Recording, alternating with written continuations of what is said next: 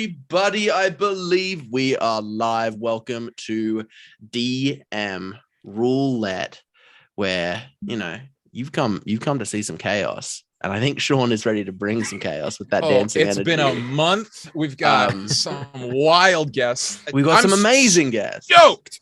We've got some fantastic guests. So why don't we let the guests introduce themselves? Tell us what they're all about. Why don't we start with Jeremy? Hello, I am Jeremy Cobb. I am 1/3 of the podcast Three Black Halflings. We're a D&D podcast, but we're not just D&D. We do all sorts of nerd stuff. We talk about like diversity.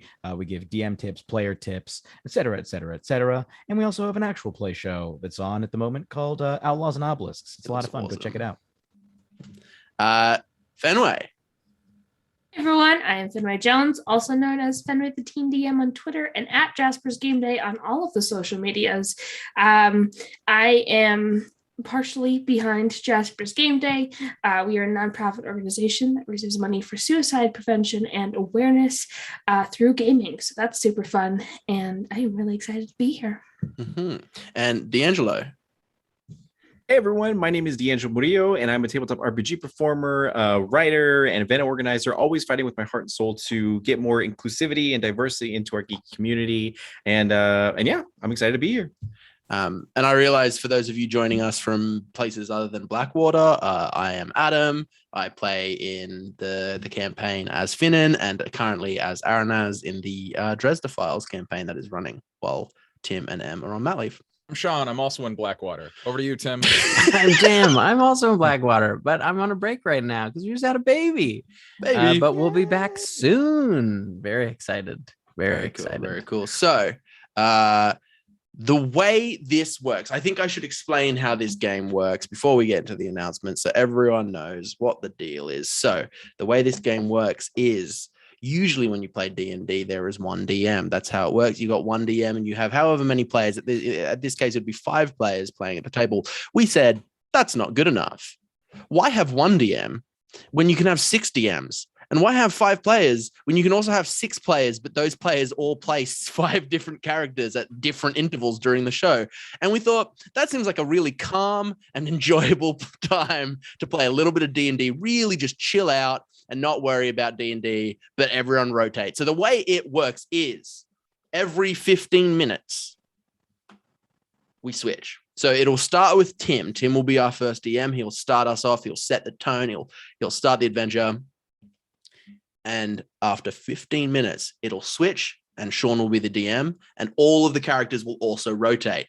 But it doesn't have to be 15 minutes. If someone rolls a natural 1, that forces a rotate, or if someone puts 1,000 bits in the chat, that is also a rotate. So you, the audience at home, can functionally affect this game in more ways than one. And I'm going to get into that because another way that you can affect the show, other than rotating the DMs, is you can give 100 bits to give a D20 to a person of your choice. That D20 will sit in front of that player, and the next time they will roll however many D20s they have accrued from bits that have kind of piled up. I think the max we got was like 7 at once one time because like 4 people were like 1 to everyone all at once, and it was just a lot all at once.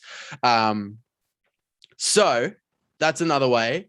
There is also, and I always get the number for this wrong, but it's 3,000, correct, Tim? I believe 3,000. So. Yeah. 3,000 bits. Now, this one's wild. This one's crazy. 3,000 bits puts a wand of wonder into the hands of the person of your choice that immediately goes off 3 times. So we roll 3 times on the wand of wonder table. The person who's holding the wand of wonder gets to choose the target, and 3 random effects of the Wonder Wonder will take effect. And lastly, and most insanely, if you're like, this isn't chaotic enough, the fact that 6 people are trying to juggle both 5 characters and running a story and trying to keep it kind of coherent, that's not enough for me. I need more chaos. I live for that chaos. If you drop 10,000 bits in the chat, you can drop a deck of many things into the hands of a player of your choice, and a card is drawn, and whatever that card may be takes effect immediately. So those are the ways you can affect the game. When we change, so either 15 minutes passes, a natural one is rolled, or you put in 1,000 bits in the chat, you will hear this sound. That's a piano sound and has automatically changed back for some reason. I don't know why So he's doing that. Just a nice piano. Just a note. nice, You'll just nice hear little a piano nice chord. But it actually, after 15 minutes go by, I'm just gonna play a nice little a little ditty. You're gonna hear Sean- about 3 Sean, to you 4 have a minutes of D20. me improvising. go ahead and take a D20 because you've already got a D20. Oh yeah, It's actually going to be this sound, hopefully. There we go. There you go. If you hear that sound, that means the DM is changing. I will rudely interrupt whoever is talking, and I will announce who the DM is. And then that DM has to pick up exactly from where the last DM left. After a full rotation. So once Tim starts us, once it gets all the way back to Tim, it changes. It's every 10 minutes that the switch happens, and it's on every natural 1 or 20. The 1,000 bit stays the same, but it just makes it so that once we get through one rotation and everyone kind of gets their footing, that chaos train gets a rolling a little stronger. As far as anything else, I think that's everything. I think, Sean, do you want to take us away with the Got a few announcements. We want to dig into this DM roulette, but first, big thank you to our sponsors, of course, starting with Legendcraft, a nerdy woodworking company from Calgary. We are also very, very excited to be sponsored by Modern Arcana, who sell t-shirts and gear featuring your favorite 5e spells. Check them out, and if something tickles your fancy, enter the code Blackwater at checkout for a discount, because we'll hook you up. Additionally, our friends at Legendcraft now have a brand new Kickstarter that has launched and is fully funded. Go Legendcraft. Type !legend in the chat to follow our Blackwater exclusive link and back the project. Using that link and the code Blackwater at checkout gets you sweet swag on top of your order. Bonus. For the last 2 months, this is very cool, we've been partnered with Dungeon Scribe, a beloved friend of the show, to promote his new Kickstarter that was almost 2,000% funded. We're longtime friends with Haas, and we are so proud and stoked for his success. The Kickstarter is now closed, but please go follow him on Instagram at Dungeon Scribe, where you'll be able to see some Blackwater items like the Heart of Moraz. Oh, the Height of Moraz Vike. I didn't know it was spelt that way. I'm reading off a sheet. Yeah, and his spooky pants, and one other thing that'll be coming out in the next couple of weeks. He makes D&D items, and I steal from him all the time. Love as always to our dice goddess Keisha. Check her out at Fairy Dragon Dice. Her commissions will be open, so DM her for all your clickety clackety needs. She makes dice. If you want custom dice, that's her thing. They're great. I've got a pair. I love them. Our campaign artist is Tana Kovacevic, and you can follow her at Miss Marson on Instagram. All of our original art in this campaign is done by her, and she smashes it out of the park every time. She's got a few remaining spots for commissions for October. Get involved. Our Discord is a lovely place. Get involved there too. Type !Discord to find the link and come hang out. Or just hang out. Well, hang out here. Throw some bits. Make our life complicated. And we've got merchandise back. We've opened a Redbubble store with 5 designs of all sorts of products: shirts, stickers, aprons, journals, hoodies, whatever you want. Type !merch in the chat to find a link to our store and check that out. And finally, a big thank you to all of you who subscribe to us. Don't forget to re-up your subscriptions as they don't roll over every month. You can also sub with your Amazon Prime as you get a free sub every month. Huzzah. And it's September, which means you get deals on your subscriptions to all your favorite streamers like us. So check out that !September to find some details. If you'd like to support our show above and beyond a subscription, type !donate. It's much more exciting. And head on over. And we're just really thankful that you're here and that we get to do shows like this, and that through this we've been able to connect to these and other wonderful amazing folk. People. And that's all I've got to say. Speaking of all these wonderful folk, everyone gets a D20, including you, Sean. Oh. Teeny has dropped 600. So everyone gets a D20. Thank you. The way I keep track of it, because I Hey. do eventually run out of D20s that I can put in front of me, is I have a D12 that I track with the number. So that's my little hack. tip. That's my a little Magic the life hack. Gathering strat. I like It is a that. Magic the Gathering. It very much came from Magic the Gathering, where I was like, you count things with dice. So without further ado, we are ready to go, starting with our own homegrown DM. Tim, take it away. Right. Sounds like we grew Tim. You grew me in a plant. So we begin in a plant box now. All right. So as you all sit in this cold stone cell, rainwater splashes in from the high window off to your right as a coach comes to a stop on the cobblestone road outside.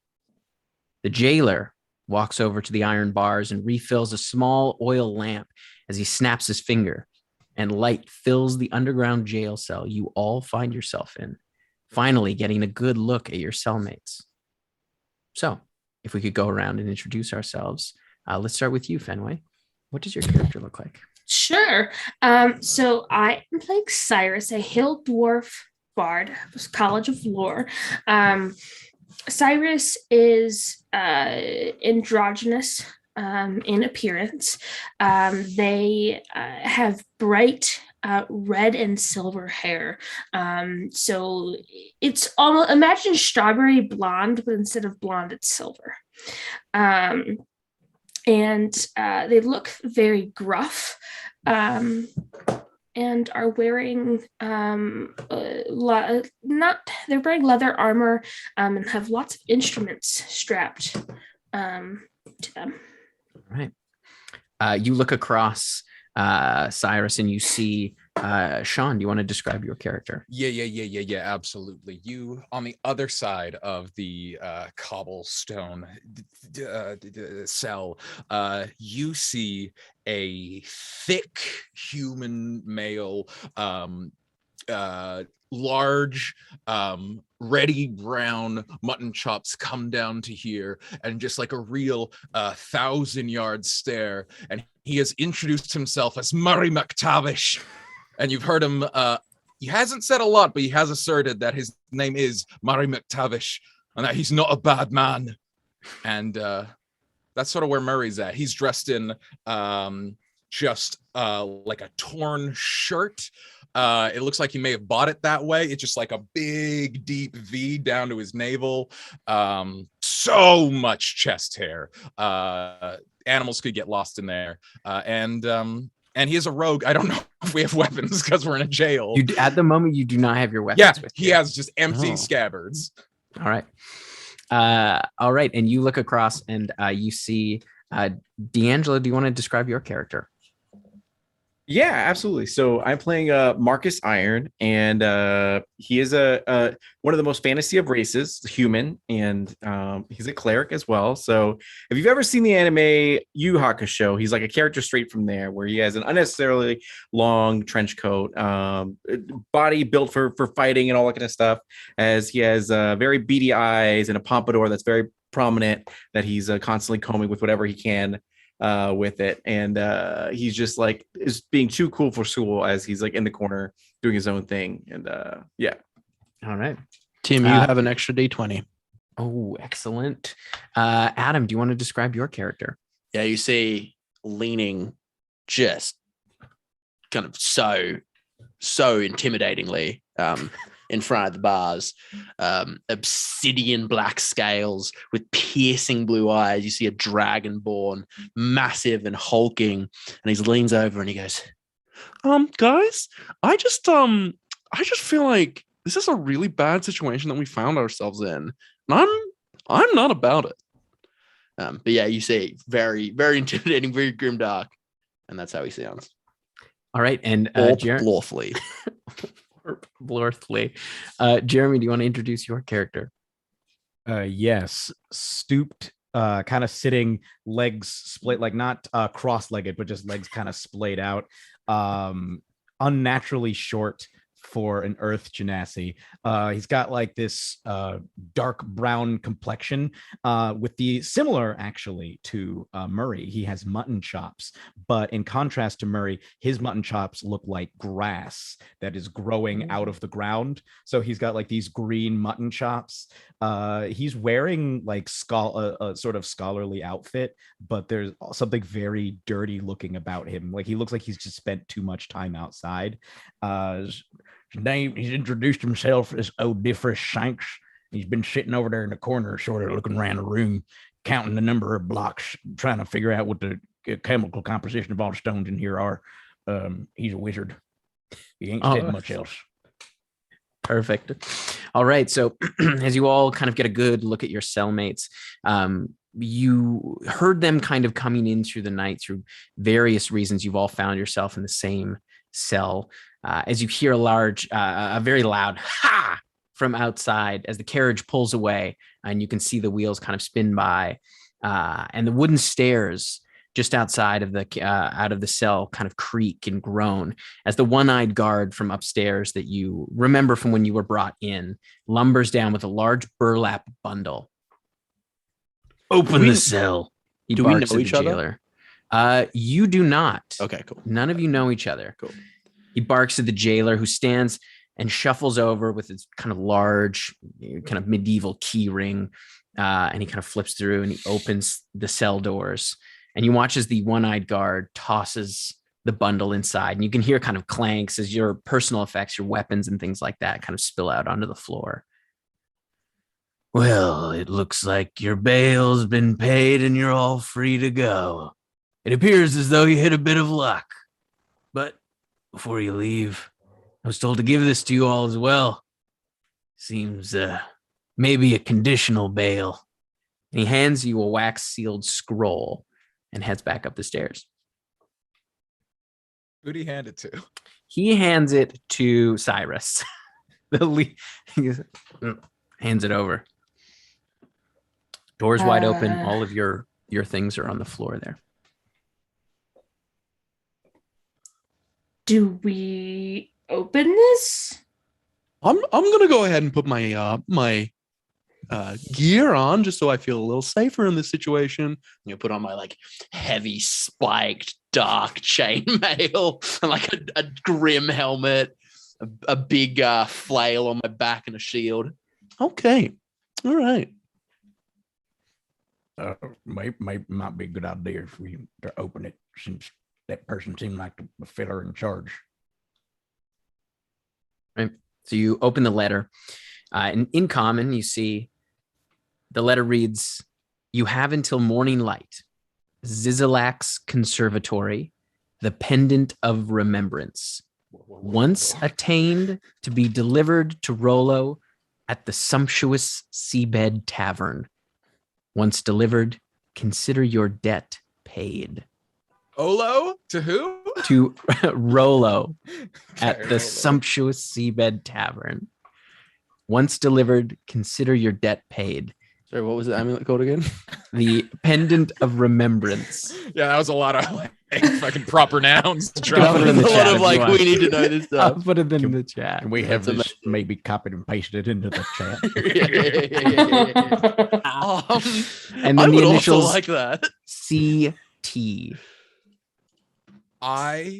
Tim, Mm-hmm. do I know Rollo? Have I heard of Rollo? What's Rollo's vibe? Make a history check. Absolutely, with advantage. Thank you. Sorry, is it Rollo the Sumptuous? No, At Rollo Seabed- at the sumptuous Okay, Seabed there's no Tavern. ad in there, so it just seemed like he was Rollo the Sumptuous Seabed Tavern. Just a living tavern. You're gonna be The like a living tavern. hardcore Take it DM, to be the like, living no, I tavern. said it. You have to remember it. And it's like, Then it really becomes telephone. History, yeah, that's a 6. 6. Yeah, you're pretty sure you know Rollo. You're like, yeah, I know that guy. I know For sure I know that Rollo. guy. Yeah. Oh, for sure. Mary and Rollo go way back. He's a good man, just like me. I'm not a bad man. If Rollo needs this pendant, I suggest we go and find it. Okay. Well, why don't we talk about what we bring to the table collectively?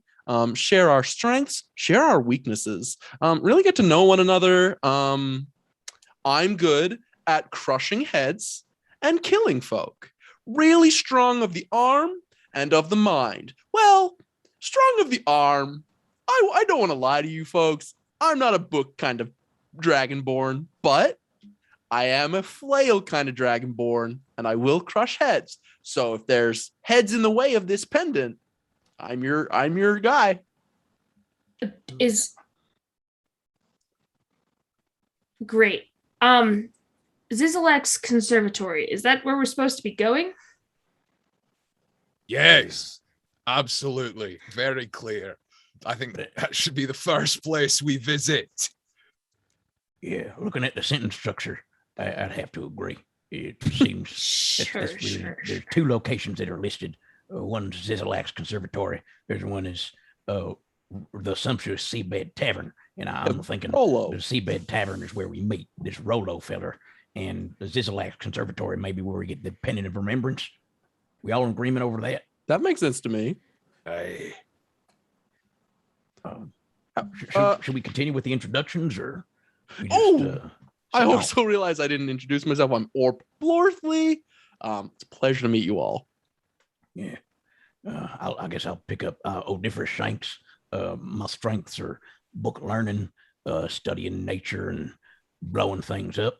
My weaknesses include soap and clean water. I use them when I needs to, but I primarily prefer to bathe myself in cleansing oil and then scrape off the impurities that come off into the oil off of my bare body. Weakness soap, and I love it. What do you do with the impurities once you scrape them off? I pull out a jar. Okay, jar of impurities. Like, I've been studying these. Just swish it around. Admire a man of learning. What have you discovered from your impurities? Frankly, what I've discovered is not, I don't feel comfortable sharing with other people. I don't think it's meant for mortal minds to know. I too have impurities within myself that I don't feel comfortable sharing, but I'm not a bad man. I'm just trying to make my way in the world. My weakness is myself. I got more oil in the spare jar if you need to. I would like that a lot, very much.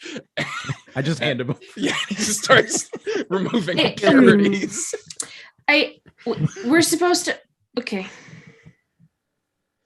Sorry. Do you want to take the floor there, friend? My dwarven friend.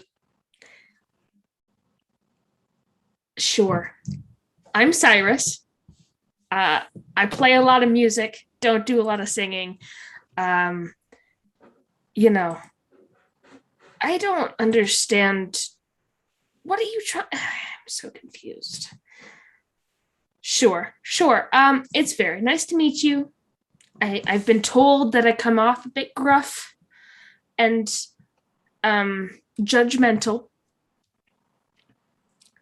I'm trying. I'm working on it. But yeah. I think we're supposed to be getting this to the tavern by morning light. So it might be good if we maybe. It is dusk. The sun is just setting. You're suggesting a walk and talk. We should walk, we should talk, Yes. We should get to know each other, but while moving our feet. I love that. I've always found that a little bit of cardio really gets the conversation flowing. Sure. Mm-hmm. That's exactly kind of what I'm talking about. What about you, holy man? And Murray McTavish looks straight at Marcus. So Marcus will definitely be having 1 foot conveniently placed on like a rock to do a cool anime pose as he pulls out his mace, which is actually a metal bat, and he will be like, my name is Marcus Iron, as he like swings his bat like as hard as he can. He goes, I heal people, as he just like does, flings his bat around and all that kind of stuff, and he goes like, we should go, and without waiting for a prompt, he just starts walking in a direction. Doesn't know if it's the right direction, but he just starts walking in a direction. Marcus follows. I mean, fucking Murray follows. All right. So you head up the stairs and out of the jail, and past the kind of guardhouse, into the bustling city, the port city of Azura. And you can see that everyone is kind of, some things are just getting started and underway as people are kind of leaving their day jobs and heading into the taverns. There's many kind of carts out as people are kind of moving about. And you know that the city is full of all kinds of manner of criminals. It's kind of a haven for criminals, and it's run by a number of kind of larger kind of guilds that sort of decide the city's fate. So you know that it is somewhat of a dangerous city as you kind of head out. You're heading to Zizilek's Conservatory. Conservatory. All right, I'll have you can all make a history check to see if any of you know where it is. Sean, you are the DM. Yeah, absolutely. Let me get a history check from everybody, and you've all got advantage courtesy of him. Who got us that advantage? That was that was Teeny for everyone. Tim has advantage from Double Bam advantage. and Teeny, and Sean, I believe you have advantage from Willow as well. I got a new one. I rolled a natural 20 right off the top. Later, first roll. No, it's natural once. No, it's not natural. Okay. Got real excited there for a second. Oh my word. And who are you now? Because you're no longer Orppe. You are Marcus. Shit, you are right. Yeah. I am. Yeah, I'm Marcus. Yeah, Marcus, you've lived everyone, don't worry about it. He got a 20. Some of you might know, some of you might not, but let's just keep it moving. Marcus, you've lived in Azura your whole life, and you know that the Zizilek's Observatory stands right in the center of town. It is a beacon of arcanedemic learning amidst a swamp of corruption and villainy. In fact, from where you're standing, you can see its shining dome maybe 15 blocks away. Marcus looks at the others and he goes, I know this place. And then he runs forward with his arms outstretched backwards, leaning as far forward as possible, just along the ground. As he runs towards the legendary Naruto. As he runs towards the dome. Yeah, okay, I guess I'll run too. And Cyrus just starts like hoofing it. I think Murray has to gather himself after seeing this. He's wondering where these people learned this run, because like I think to him the legendary Naruto is like an actual mythic horrible warrior who is like this slaughterer of thousands. So he's like, oh, I don't know who I'm with today, but these people are out of their minds. And I take off in a decidedly not Naruto-like run. Very, very stiff Tom Cruise. I'm going to do a quick athletics check because Marcus is not in athletics. Okay, all right. At no point does Marcus stumble on the fact that his arms aren't giving him any amount of balance. No, it is the fastest way to run. That's why they do it in the Olympics like that. Sorry, Fenway, go ahead. Is you said a swamp of corruption and villainy? Is this a theoretical swamp or an actual swamp? It is a swamp town. Yeah, it is. With that history check, Marcus knows that the observatory was built here because of its like arrangement to the stars and whatnot, and you know they needed more people and whatnot, and sort of. It was built in this isolated area that was not fit for civilization. But as the centuries went on, a city grew out around it. Technically a magitocracy. It's run by wizards who aren't that good at like social engineering. And so like the crime rate's way up, the literacy's way down.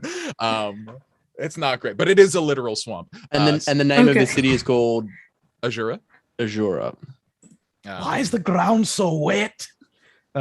Make a history check, Murray, to see if you can remember that it rained yesterday. I rolled a natural 4. Yeah, you don't know. It's a complete mystery to you. I mean, I kind of think that maybe it rained yesterday, so maybe That's why the Marcus, as you run full tilt to the Full busy tilt. streets, you collide with a young man. He's maybe 13 years old, and he just goes like tumbling down into the ground, and he's like, and he just sort of lies in a bit of a crumple.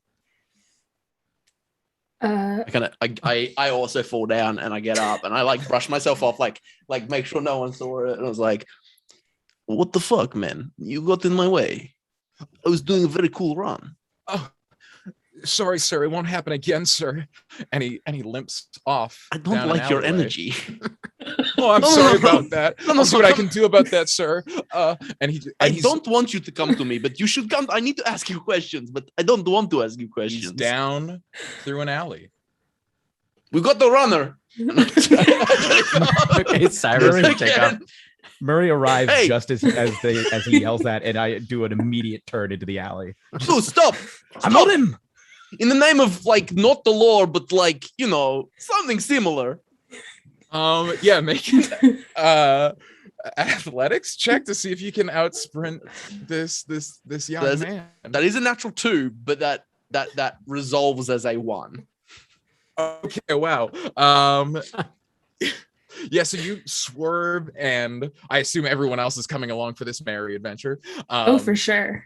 Following the squelchy footprints left by this young man, like as you chase him, you notice he sort of limped off down the alley. As you make chase, he's just booking it, just completely fleet-footed. And you notice as you run, you're feeling a little lighter on the hip. You're accustomed, DeAngelo, forgive me, you described them as having they were big into flails, correctly? Metal bat. A mace. Oh, metal bat. Metal bat. You feel it lighter on your hip, as it seems when you collided with this young man, he lifted your prized metal bat off your waist. Not my bet. Ah! You got robbed, nerd. My bet. They took my. And you see him running this under his arm, just trying to get away. It looks like you're gonna lose him as he's just. Someone shoot him. Can I throw a dagger? Can I throw a dagger and try and like hamstring this person? Absolutely. Make an attack roll. Cyrus is going to cast heat metal on the bat. These two things happen simultaneously. I want to see. Roll me a dagger. Hit. That's a natural 19. Force 23. I'm not a bad man. We've got to hide the body. Yeah, roll damage for this commoner. Do I get for sure attack? Do I get a sneak attack for this? I think that's hilarious. Absolutely. I think it's 2d6. He can't see you, damage. so like It takes 6 fire damage. 2d6. So it's gonna be. I rolled 10 on the sneak attack. Yeah, you hit him square between the shoulder blades. You hear a as the life of this young man is immediately cut short, and he falls onto a heated bat. And you very quickly smell meat cooking. All right, guys, let's take a shit. A flashback. I'm gonna go over to him, and I'm gonna, because we're on the road, but immediately next to the road, because this is a swamp town, is just swamp. So I'm just gonna push him into the swamp and pick up, wait for my bat to cool, and then once it's cooled, I'm just gonna like mush him down into the mud to try to hide. Do we loot the body? Yeah, I'll let us loot the body first. But someone make an investigation check to look over this 13-year-old urchin. Everyone gets a D20. Thank you, Emma. I'm gonna say that Murray is too busy having a war flashback after having like heard the familiar sound of a person being stabbed in the back and then smelling. I'm not a bad man. I think Cyrus is gonna be with Murray. Yeah, no, I didn't think you were. I didn't realize we were gonna do it at the same time. I just tears streaming down into the. I'm gonna go over to them and I'm gonna be like, my two friends, this was excellent. You're excellent. And I look at Mara and I go, you're not a bad man. You're a great murderer. You do great killing. It's good. Is this why we were in jail? I'm gonna do like a real like European kiss on both of their cheeks, like mwah, mwah, mwah, mwah, on both sides. The oil is still on Murray's face. He hasn't scraped it off yet. He's excellent. Cyrus just starts playing a harmonica, just gently, just playing a harmonica. Don't worry. Marcus will take care of things. Let me smush his body into the mud. No one will find. What was the investigation check? I don't know if anyone did an investigation. Well, I'll do it. I got a 7. Yeah. Oh, 7. I did not do that. I think investigation. I got a 9. With a 9, you just find in his breast pocket, you find a note that it says, it's just simply in really rough handwriting. You've got till sunrise to pay back Rollo, or else. And then it is signed with a quite a flourishy Z or Z, depending where you are, over the parallel 49. Maybe we bring this to Rollo once we also bring the pendant, and Rollo is doubly happy because we have killed the problem for him. Or maybe Rollo is annoyed because he don't get his money back. What if we're in charge of paying back the money since we killed him? No one knows. Also, I got a 19 on my investigation. Oh, yeah. You find the hidden stuff. Yeah. So you see as Marcus just goes for the most obvious spot on the person and feels very satisfied that he's got it all.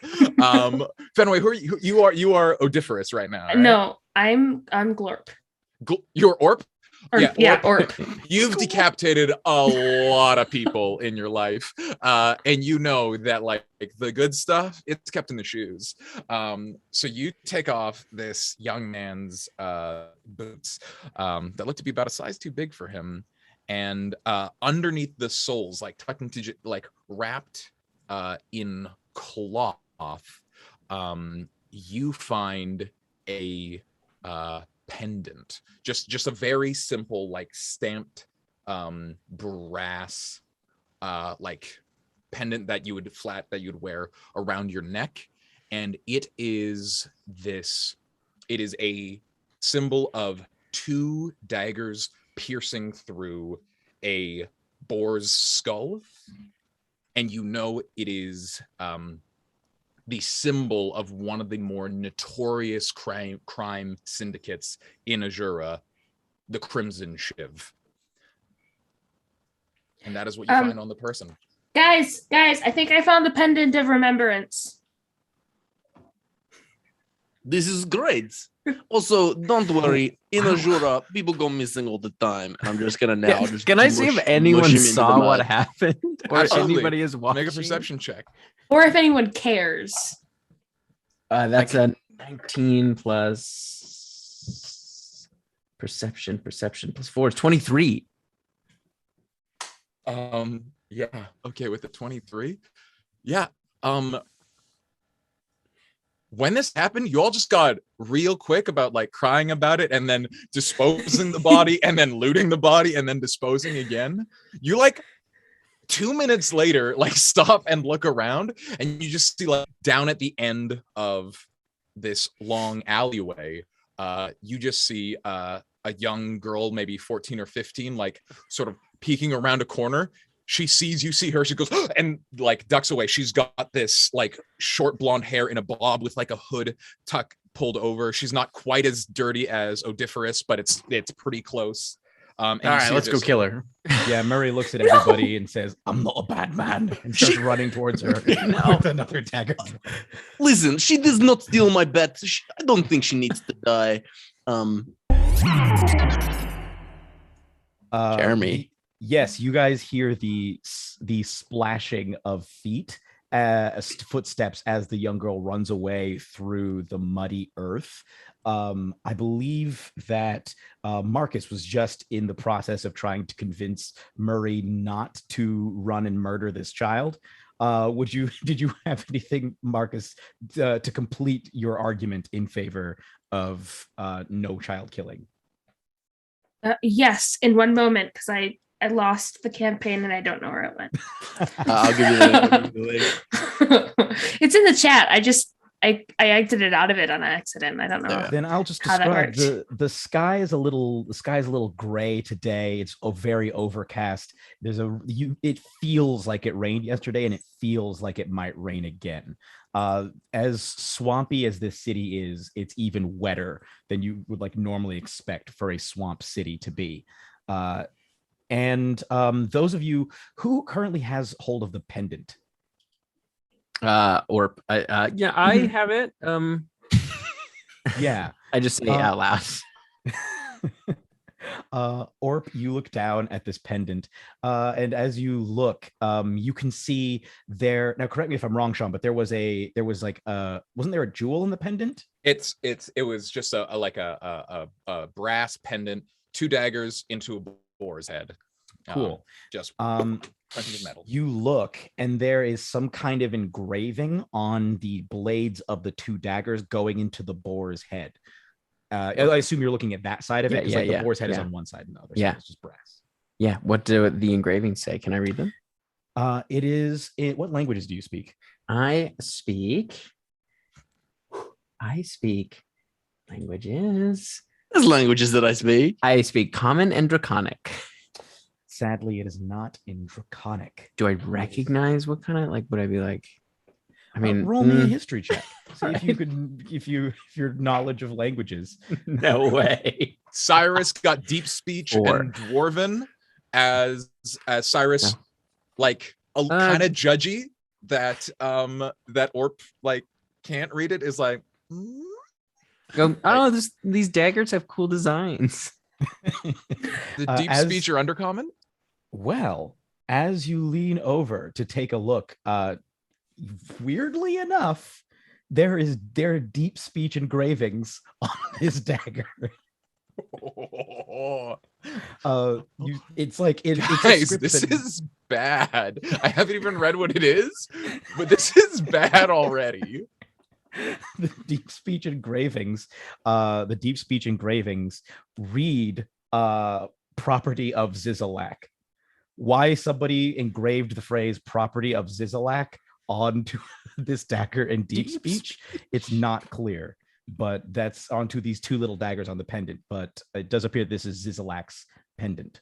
I relate.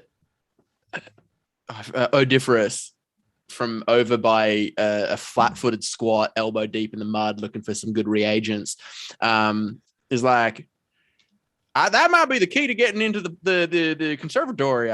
Possibly, I don't know. Maybe put a dagger in the door and open it up. Oh, I got one. I'm gonna pull the thing out and put it in my pouch. Woo-hoo! People say I'm judgy or whatever, but I'm also a very good judge of ideas, and that is a good idea. Absolutely. Have we killed? Did we end up killing that kid? I hope we did, because they seem relatively innocent.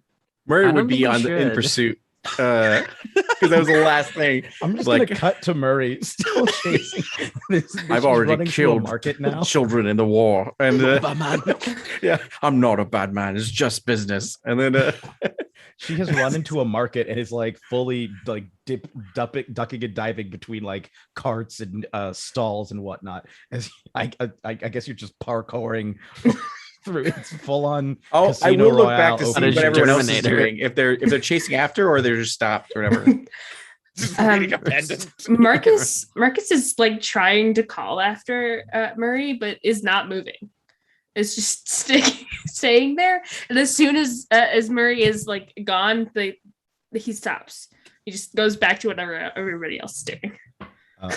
Murray, I will say you do hear Marcus's calls over the wails in your ears. He will stop when he sees her get into a more public area, and he'll be like, "Decision over." As he looks over at the girl, he makes eye contact, and then and he looks and he goes around and he returns to everyone with a wide-eyed, unhealthy look.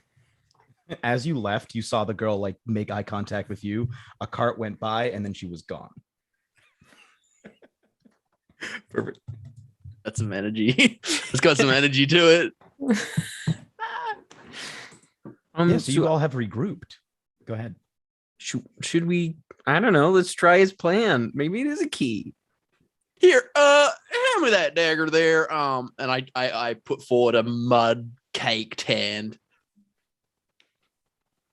Given that Okay. Pin it. Yeah. I take the dagger. Given I've read the most books and I've studied the most like chemicals. Just to be clear, that's a pendant, not a dagger. It's got daggers on it. Oh, dagger pendant. It's a bit of some, bit of potato. You know how it be. Okay, let's head up on this hill. Let's open some doors. Yahoo! It could be a key. It could be a pendant dagger key. You don't know. We don't know. We haven't read enough books about it. Let's go. This is a good idea. And Cyrus follows. So, okay, you all head off. So yes, you saw the conservatory earlier. You can still see the shiny dome of the conservatory. The overcast sky is starting to get darker and darker. So like the shininess of the dome is getting dulled as like it feels like a storm is rolling in and you all are trudging through the mud.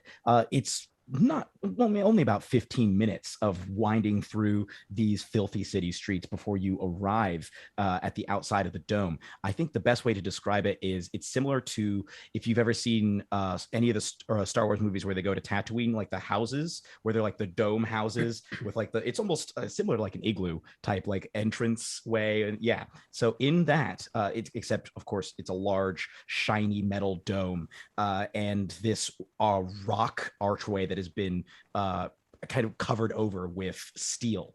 And standing in the doorway, you see a pair of guards who are like, yeah, excuse us. Who goes there? Hi. We are looking to get into the conservatory. Yeah.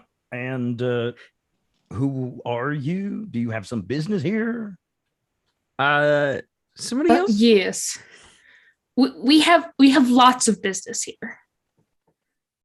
Okay. We got business up there. We got business down here. We got business left, right, up, down. You point a direction. We got business there.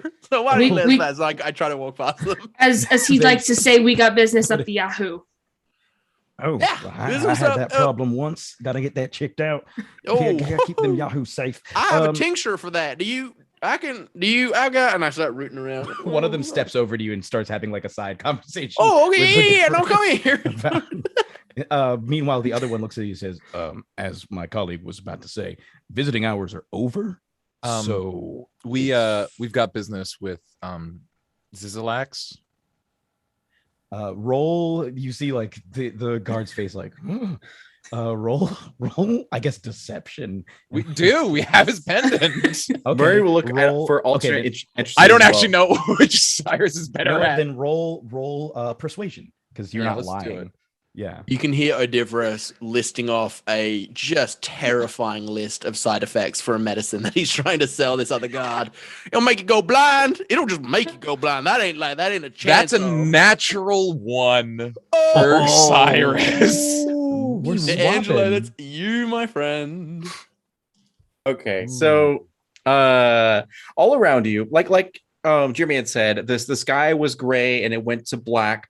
And now it's going to orange as in the marketplace all around Azura and all that kind of stuff. Everyone had all these carts getting ready to sell like merchandise and everything like that for sugar skull masks and everything like that. Because right now it's like the midnight sun as it's now beginning to shift and actually finally makes its, appearance and all that kind of stuff, and everyone gasps and stops and looks at the sun as suddenly the spirit realm and the mortal realm begin to mesh into each other, and spirits of the undead begin to come forward, not in a violent sense, not in an angry sense or hostile sense, but it simply does as everyone is super, super excited and they go over to see their loved ones that they've been waiting to see for a long time and all this sort of stuff. So it's like super, super cool.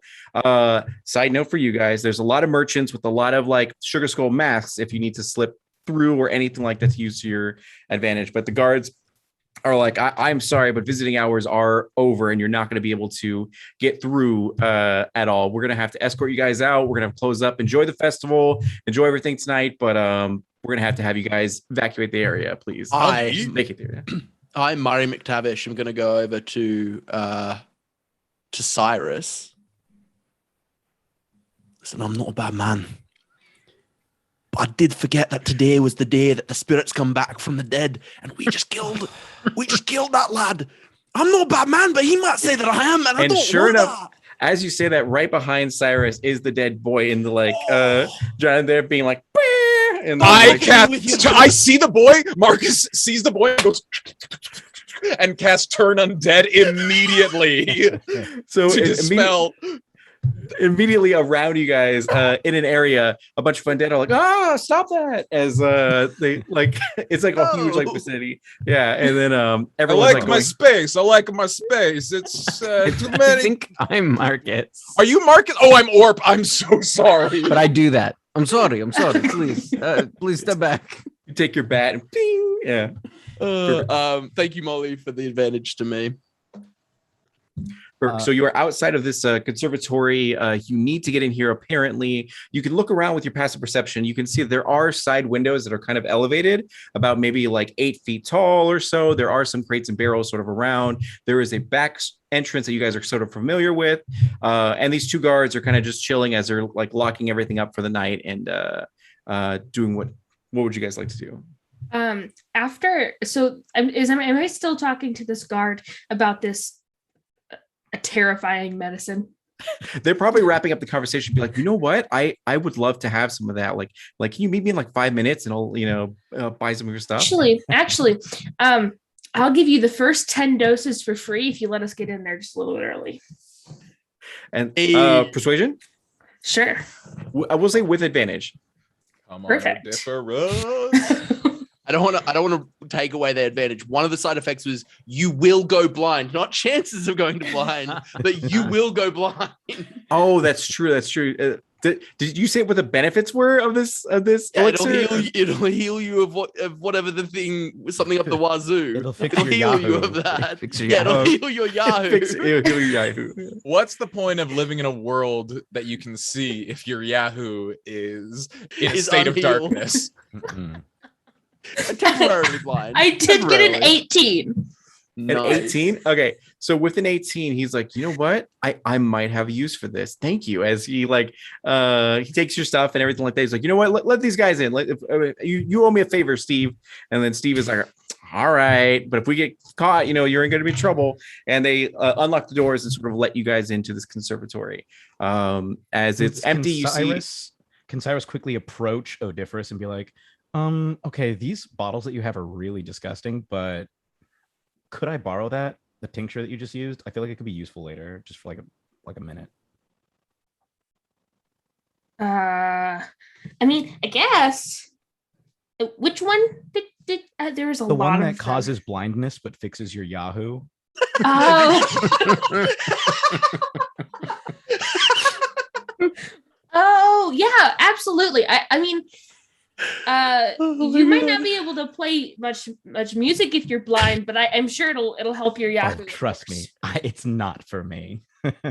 oh, okay, for sure. And then is it for me? Will it get rid of my? I'm not a bad man, but will it help me be less of a bad man? Unfortunately, I don't think your eyes not working would prevent you from seeing the horrors that you've committed in your past.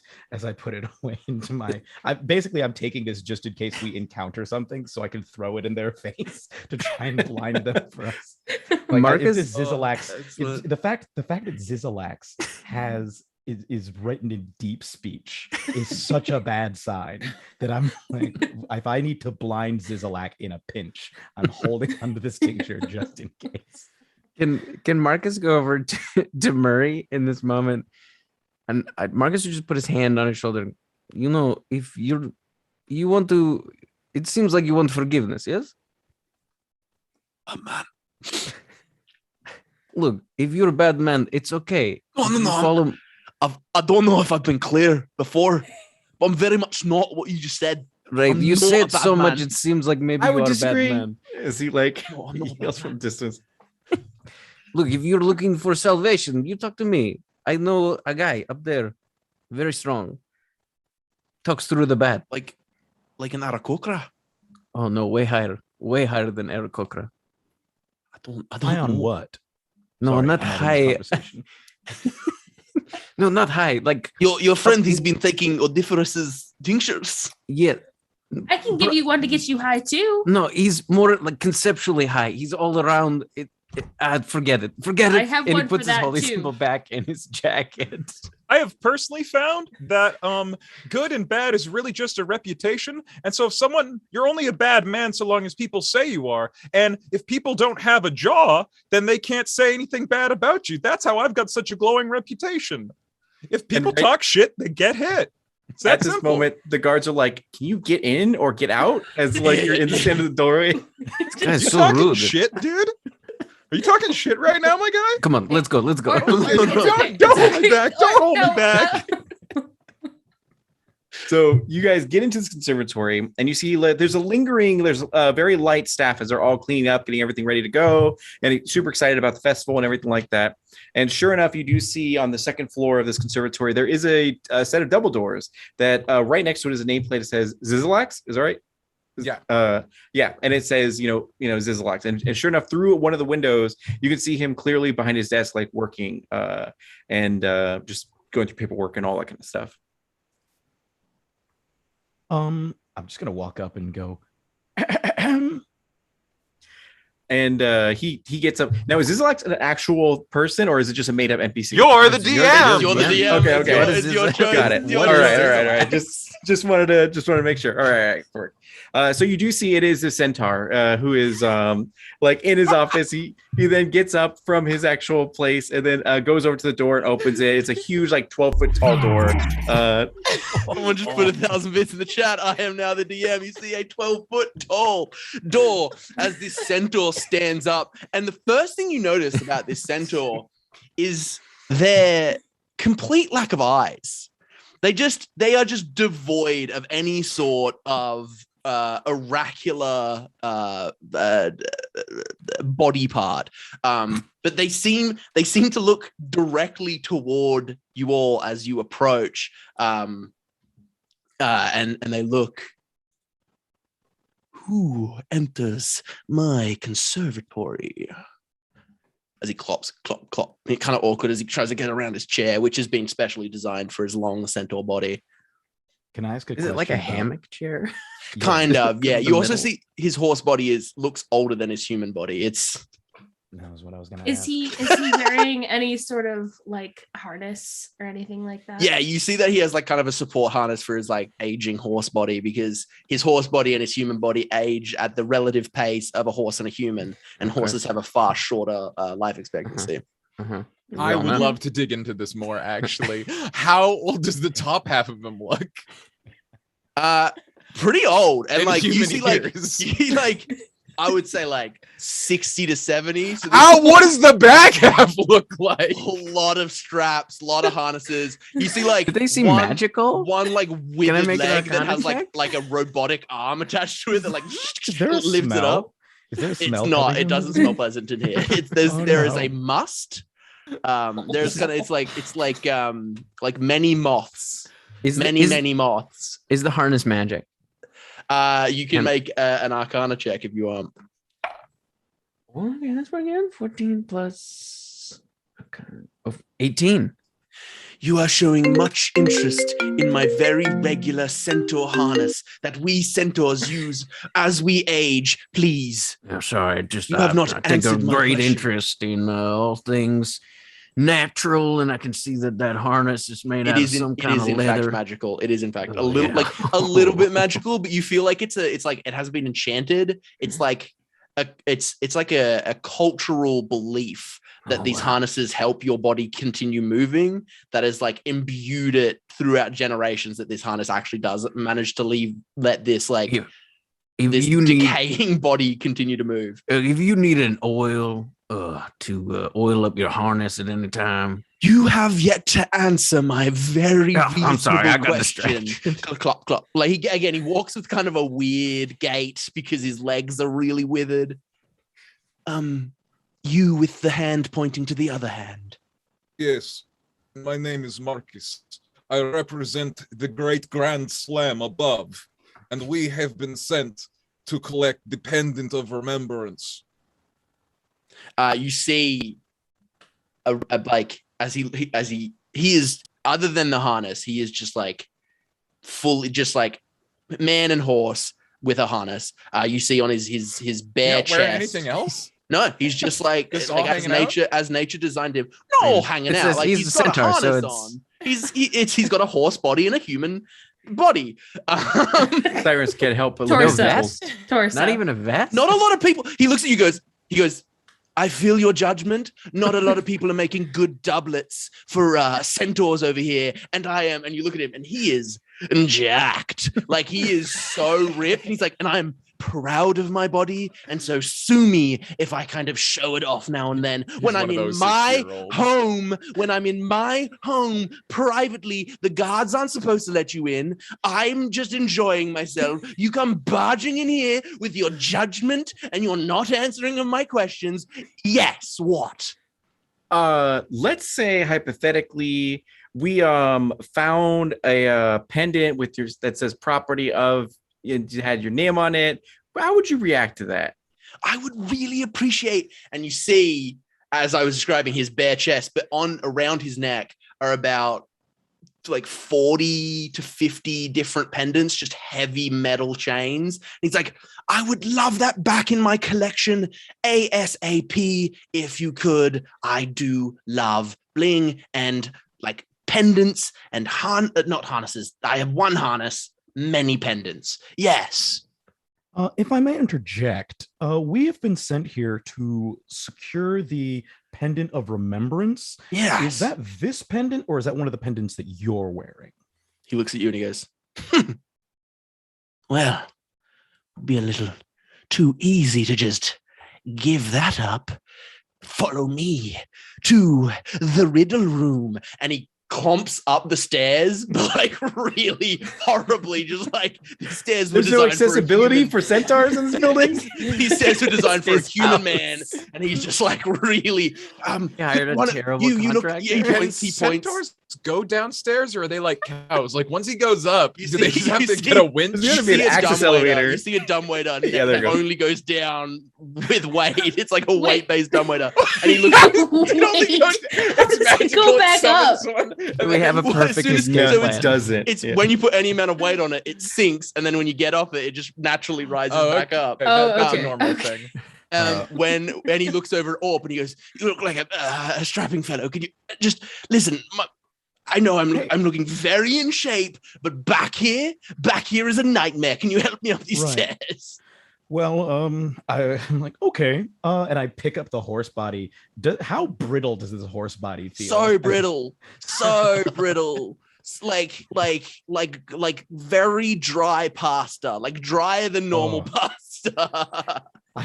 I'm gonna get a good grip on Yeah, this yeah, on yeah. this horse body. Sort of you're like picking me up entirely. Okay, yeah, okay. That's... layer my fingers, Oh. like splay my fingers in between like the protruding ribs. I feel. Yeah, It you just like you feels a literally bag like of you bones. you similar to interlocking fingers. Your fingers interlock with his rib cage, with his equine rib cage, as you kind of carry him up the stairs, and he kind of gives you directions to what he has described as the riddle room. I kind of think maybe you need some pasta sauce. Are you? Is this an insult? Are you coming at me? Are you talking shit? Because you will get hit. Listen, I'm a firm No, believer. I'm a that's his thing. He makes eye contact with you, Orppe, and he goes, "You're a firm believer in talk shit, get hit?" That's it. I thought I came up with that. He lifts up pendant number 32, and it says on a written "talk shit, get hit" in like really bad font. Is it deep speech? No, this one is in Draconic. Do you have one that says "talk smack, get clapped"? Pulls out pendant number 16. Yes. Come, the riddle room. And as he directs you to this riddle room, you move through this like quite extravagant. It's almost like inside the conservatory is almost like a like Gothic Victorian mansion. It's kind of incongruous with the outside. And he directs you to this small room.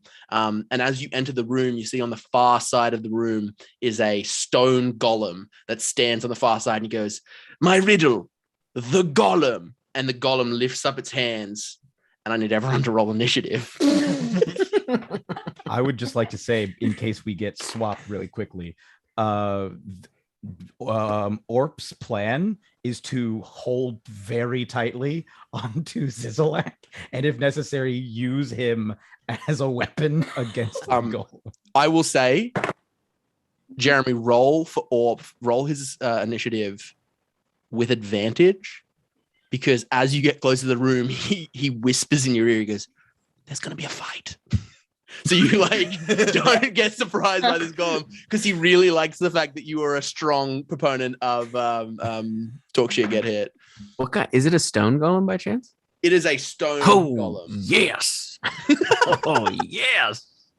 Yes. All right. I'm just gonna Even with advantage, Orp got a 5. Nice. Nice. Okay. We are going to Right. Was that the riddle? Was that the first riddle? It's getting very confused. as its fists come up. All right, top of the order. I'm gonna put the order in. It's going to be, this is the order. I'm gonna write it out. Are we ready? It's Cyrus first, then it is McTavish. Then it is I got Marcus got 7. Marcus got a 7. Oh, y'all put it in the chat. Oh, I'm slow to this party. Marcus. Oh, okay. All right. I see. Yeah, I see you. Golem. Odiferous. And I'm just going to put an HP total of the golem in the chat so that we can kind of keep track of it. And I'll keep note of how much damage it takes. So yeah, off the top, Cyrus. What do you want to do? Could you describe the room one more time? It's like it's similar to a parlor room where you might play a game of chess, and you do in fact see like a chessboard sitting on a table, and it is like violently kicked out of the way as the stone golem like moves forward. But it's like a 15-foot by 15-foot room. It's very small, and this golem is like 10 foot tall. It is going to be a cramped fight. You see like bookshelves and like a really lovely leatherback chair. And that also just gets fucking smashed to the wall. Is Zizalak still in the room? He is held currently by Orppe. He whispers in your ear, he goes, "Yes, put me down, my boy. I'm not involved in this riddle." Oh, Okay, I'm about perfect. to put you down. Oh, Yeah, okay. Cyrus goes. You feel his like decrepit horse legs start moving a little bit. Cyrus is if like, I know the solution. We've got to murder him, and then he'll do. Is there any sort of metal on Zilak? You see many, many, many pendants. All right, I'm gonna find. As for the harnesses that's on him, are there any harnesses that are metal? That's on his back. It's like there's some buckles, but it's majoritively leather. Oh, okay, right. All right, we'll go with one of the pendants on his actual like necklace and all. And do you heat metal? Awesome, Beautiful spell. I'm going to. I realize I didn't actually roll. I didn't think I would need to. Well, it was foolish of me to think that I wouldn't need to. We killed a teenager, so no, like I know you immediately killed teenagers. So So I'm going to put in. I'm just going to put in Z because I don't. Oh no, there it is. Zizilak. We're about to kill a 60-year-old horse. I don't know. It's a miracle he's even lived this long. It's a mercy, if anything. Deep speech horse, though. So heat metal. Do I need to make a save for that? I don't believe so. You choose a manufactured metal object, such as a metal suit of armor. You cause the object to glow red hot. Any creature in physical contact with that object takes 2d8 damage, fire damage, and it keeps happening until they take it off. Roll that damage then. It's gonna take him forever to figure out which one it is. And it's like, oh god, oh no. Tangled. That is 6 damage. 6 damage. All right. I'm gonna just say Zizilak. And for the bonus action, he'll look over to Orppe and give Bardic Inspiration. Sweet. Okay. Orppe has Bardic Inspiration. Thank you. 1d6. Yeah. You know what? Just because it's funny. Boom. That I forgot to put the HP part. So currently has His max health, as you lack, is 69. That's hilarious. Orppe, you get, excuse me, Orppe, you get Bardic Inspiration. Everyone rolled very low, and I'd forgotten to roll for Zizalak. And when I did, he goes after Cyrus, and you watch he goes, no, my pendants used against me, but they can be used for me. And he like rustles through and takes a bonus action, a movement action, and his action to find the right pendant and activate it. And he goes, safety! And he vanishes. Now, here's the question, Orppe, how aggressively are you holding on to this? I'm holding pretty tight. Okay, so I'm going to need you to make a Constitution saving throw to try and keep hold of this decrepit horse body whilst he seemingly teleports away. Alrighty, here we go.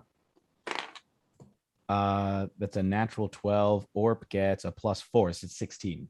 Okay, yeah. So everyone else in the room watches as Orppe and Zizalak disappear from the room. Orppe, you find yourself just outside the door, like maybe 10 feet just down the hallway. And he looks at you and goes, fuck, damn it, fuck. Still holding it? Fuck, shit. Next up is, let's look at this order. Next up is Murray. Murray is just like whispering to himself, I'm not a Batman. I'm not a Batman. Like over and over and over and over and over again, just constantly. But he is going to. Ooh, I'm no longer the DM. Fenway, you are now the DM. I am the DM. Who's Murray? I'm not a bad man. Oh, but I have to do something. He's gonna full on run and leap at the golem. And just try to jam a dagger into the stone. Sure, go right ahead. Let's see. That is that's probably not gonna hit. I'm just pulling up the. That's a 9 to hit. No, that unfortunately will not hit. And he recoils as his hand it just is ringing with the vibration of hitting a metal dagger to stone. It can't be killed. It can't be killed. And I'm going to use my bonus action to hide if I can. Go right ahead. 15 by 15 foot room. That's 11. Oh my God. I am going to roll a perception check for this golem to see if it sees where you are and or cares. It rolled a 19. So it sees where you are. However, it does not care. We're just quivering behind the remnants of the table that was holding the chessboard. Just going, it can't be killed. It can't be killed. Who is standing right in front of the stone golem? Well, that'd be me. It differs. I think literally everyone but Orppe was in the room at that point. Okay, Well, all right, I sure. saw some chess, and I like a game of the mind. So, this stone golem is going to make intense eye contact with each one of you, except for Murray, because it doesn't care about Murray anymore. So that would be Cyrus, Marcus, and Odiferous. Yes, because there's 5 of you minus Orppe and minus Murray. Okay, so I need all 3 of you to make me a wisdom saving throw, please. Let's see if I have advantage or anything on this. I do not. All right. That's going to be an 8 for Odiferous. Okay. 15. A 15 for my boy Marcus. Got it. And Cyrus? I think. Oh, sorry. I'm Cyrus. Oh my God. I was just I got a 6. Okay, so both Cyrus and Odiferous, that's you, Sean, right? Oh, yeah. Okay. Sean, re-roll. Well, put a D20 in your collection for your next roll. Oh, wait. Did that happen later? Okay, I'll say It happened right after the dice roll, beans. and it's not a re-roll. It's just for the next roll. Yep. Odiferous. But thank you, Proxy Posse, for the 100 bits. Absolutely. So both of you cannot use reactions. Your speed is halved, and you cannot make more than one attack on your turn, which at level 3, I don't think you can make more than one attack anyway. But the other two count, as it has cast slow on both of you. But the way it cast it just made intense eye contact with you and just like wouldn't break eye contact for like 15 seconds. Yuck. This uncomfortable amount of eye contact. Oh, Very assertive. Well, looks like we're gonna tumble.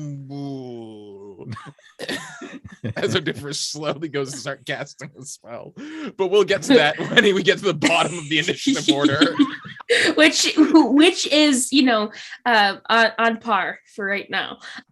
So Orppe, are you the? I think we missed Marcus and Orppe. Yeah. I think it was Marcus. No. I'm. Oh, sorry. Yeah, no. It's just the golem. Okay. Yes, Orppe, it is your turn. Sorry. Okay, so I apparently teleported Marcus with. had no turn. I'm just Marcus didn't? Okay, Marcus. I think it's, I'm so sorry. No, it's It is okay. it's the nature of this game. I was like, I don't even know what I'm doing anymore. Marcus, Okay. Orppe, Yep. and then the golem, but then it'll be Odiferous after the golem. Yeah. Okay. Then I'm going to, I believe, yes, I think what I will do, I will look at my bet, hear the sound of the great grand slam above, the crack of the bat, the cheer of the crowd. It is time to hit at least a single.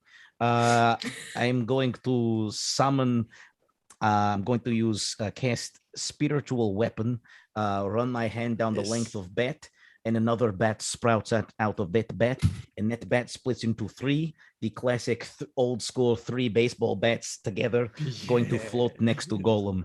I'm going to run up to the Golem, use the bonus action, I believe. Yes, I can make a melee spell attack, so I'm going to make a spell attack against the Golem with this new magic bat. Thank you, Willow, for the 100 bits for me to have an extra D20. 17. It's a 17. Does a 17 hit the golem? A 17 does hit the golem. Excellent. It's going to be 1d8, I believe, plus 3. That's 7. 7 points of damage. Fantastic. Hey, Adam, could you put the current hit points, message them to me that you last had for the golem? Can. Thank you. That's good. I realized that was not in the chat. Oh, it was 40. It was 40 in the chat, I think. Did I send it to the wrong person, though? I might have sent it. No, you sent it to me. I just didn't know if it had taken any damage previously. Hadn't taken any damage yet, no. Okay. Alrighty. Thank you Someone very much. tried to stab it and failed miserably. Yes, Murray did, yes. Killed. Can't be killed. I still have an action, actually, I think. I still have an action. Yeah. I'd like to use my mace, my regular metal bat, and also just take a swing at this Go right golem ahead. with that as well. Yeah.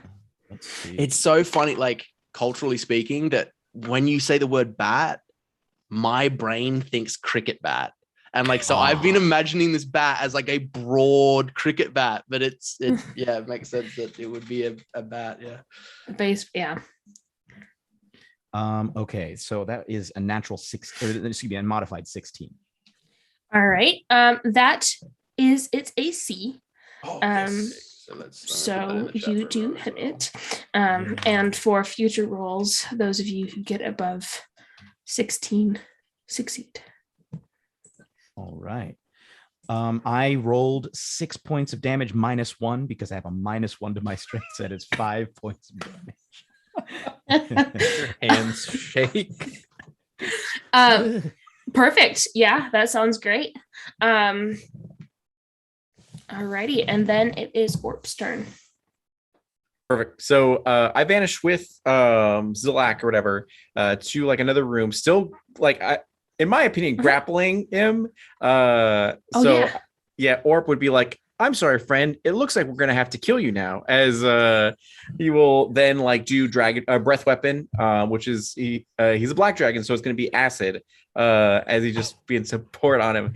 So I think you get disadvantage because I'm grappling you. That's so grim. He's a decrepit centaur. I'm not even gonna make him roll. You were holding him. The other thing to keep in mind. He's like doggy paddling his hands and kicking his legs behind him, but he's not going anywhere because you've got a really good hold on him. I'm gonna put acid all over that yoked human body, are you? I like when you hold a dog over water and the dog just starts swimming in the air. Yes, but there's a human part. There's a human element as well. He's pretty lively though, because I got snake eyes, so that's only 2 damage. But if he's still wearing the pendant that I put heat metal on from like last time, he would still take damage. Yeah. So yes. I think it was. So I think that happens on Cyrus's turn, not on Orp's turn. Yeah, and he already went. Well, we'll wait till next time. Yeah. However, I don't really think that leather reacts well with acid. So there is no longer a harness. You devil, you demon. I'm so sorry. Can I use my action surge to do another like an actual attack to him? Oh, for sure. Yeah, you can. Okay. He no longer can move his back legs though. That's horrifying. So, would you say he's prone and? No, you're still holding him. He's just restrained at this point in time, so you do get advantage. Okay. Then I'll go ahead and do that. I'll use my my Morning Star. I just imagine I feel you so bad wrapping your arm around him and then with the other one like smacking him. This is harder for me, as no, I don't. Ow! I don't think. I don't think it is. 17 to AC. Oh yeah, for sure. Okay, and then 1d8 plus 3, so that is. He's not learning anything. That'll be 11 damage to him. Oh, no. Okay, sounds. And that's my turn. Yeah. Great. He's like, oh gosh. Just let it happen. Shh.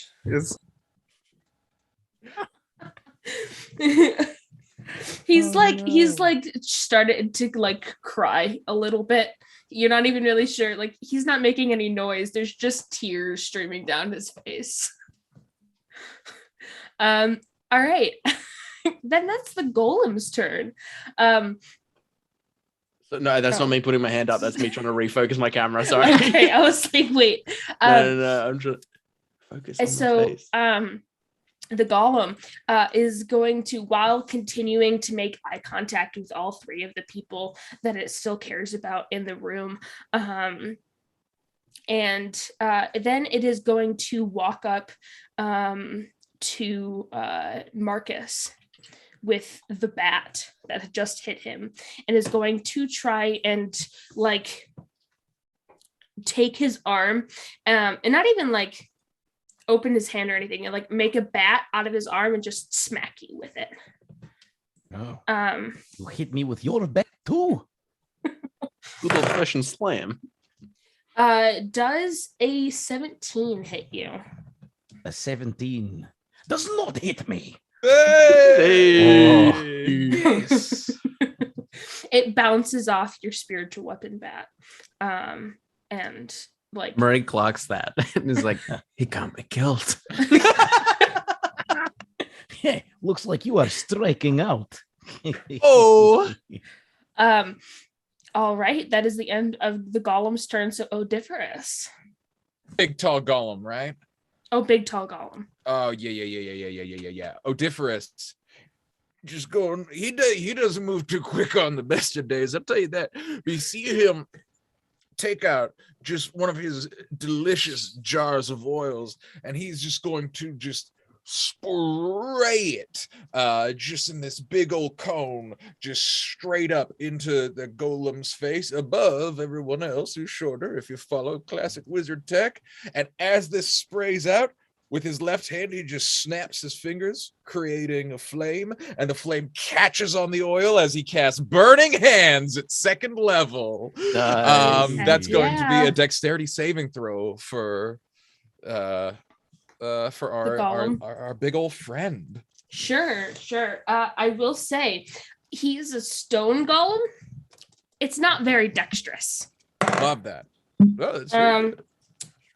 How about does a 5 succeed? It does. I'm a very bad wizard. No, full damage for you. Yeah, Patoof. That's going to be 17 points of fire damage. Ouch.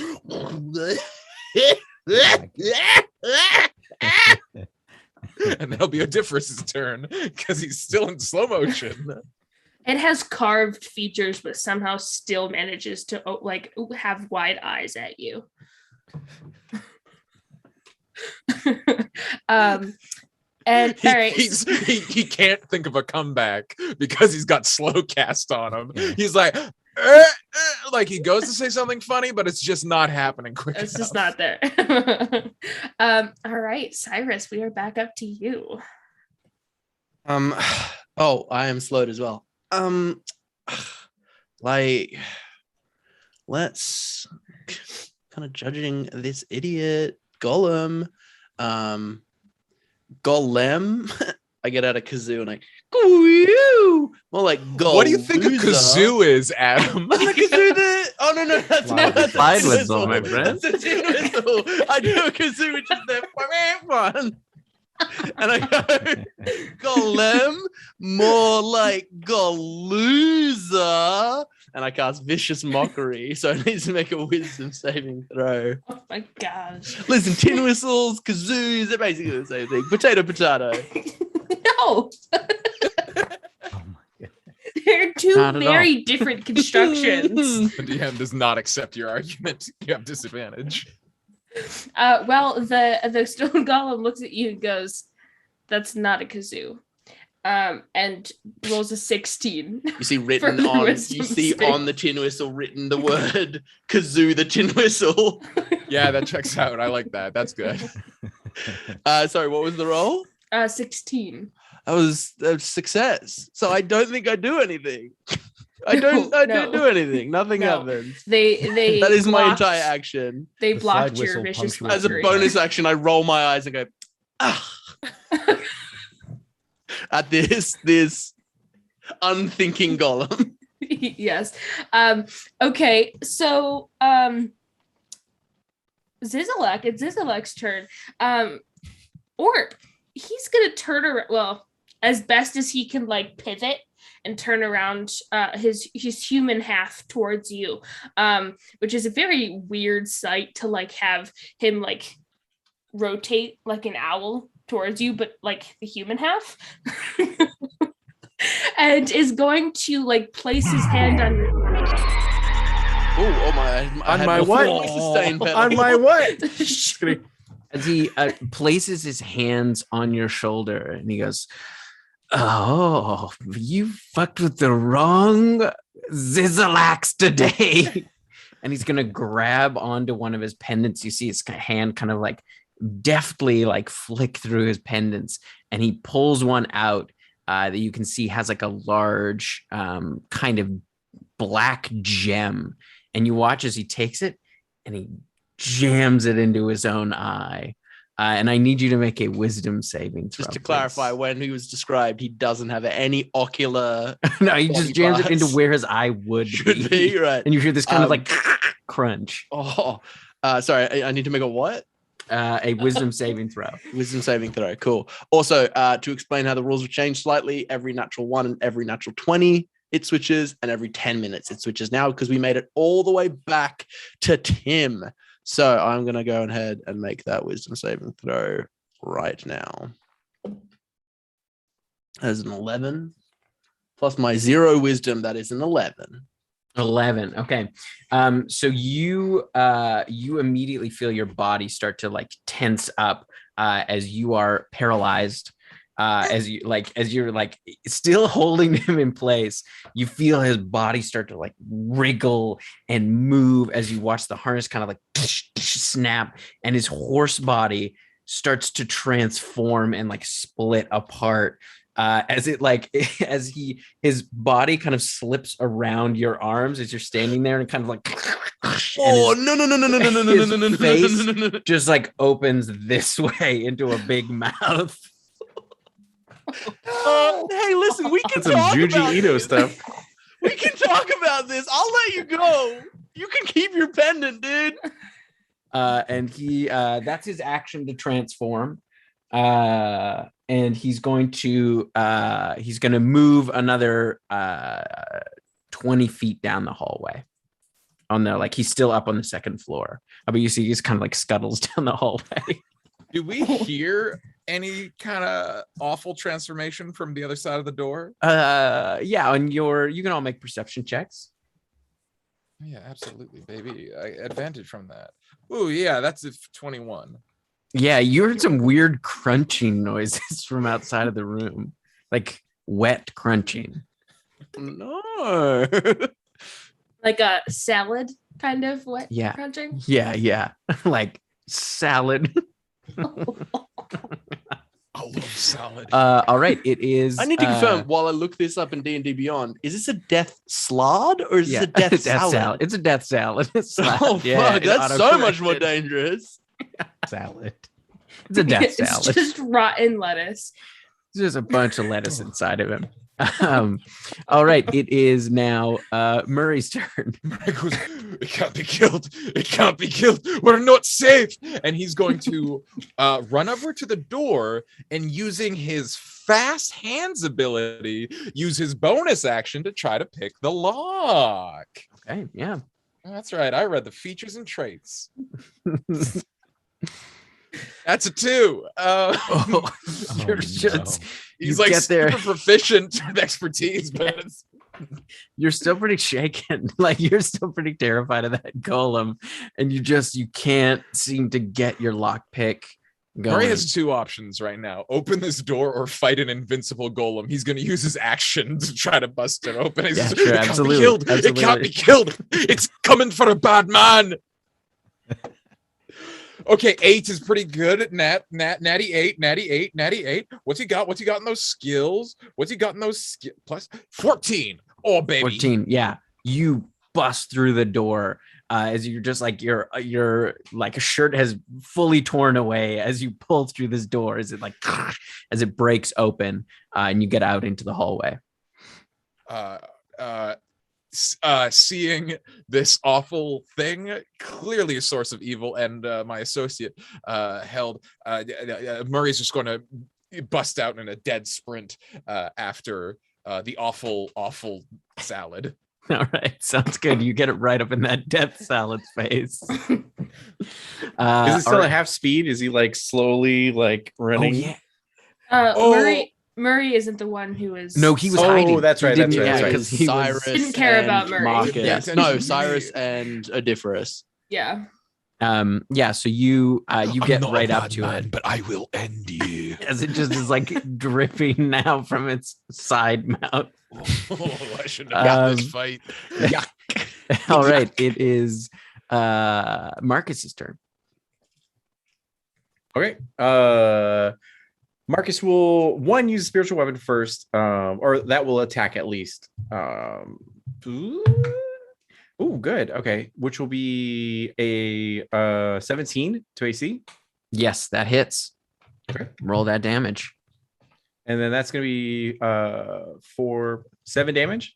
Nice. Yeah, so you slam away at it, and a huge chunk of the golem's shoulder crashes to the ground as the like cracks are starting to like peel through its entire body.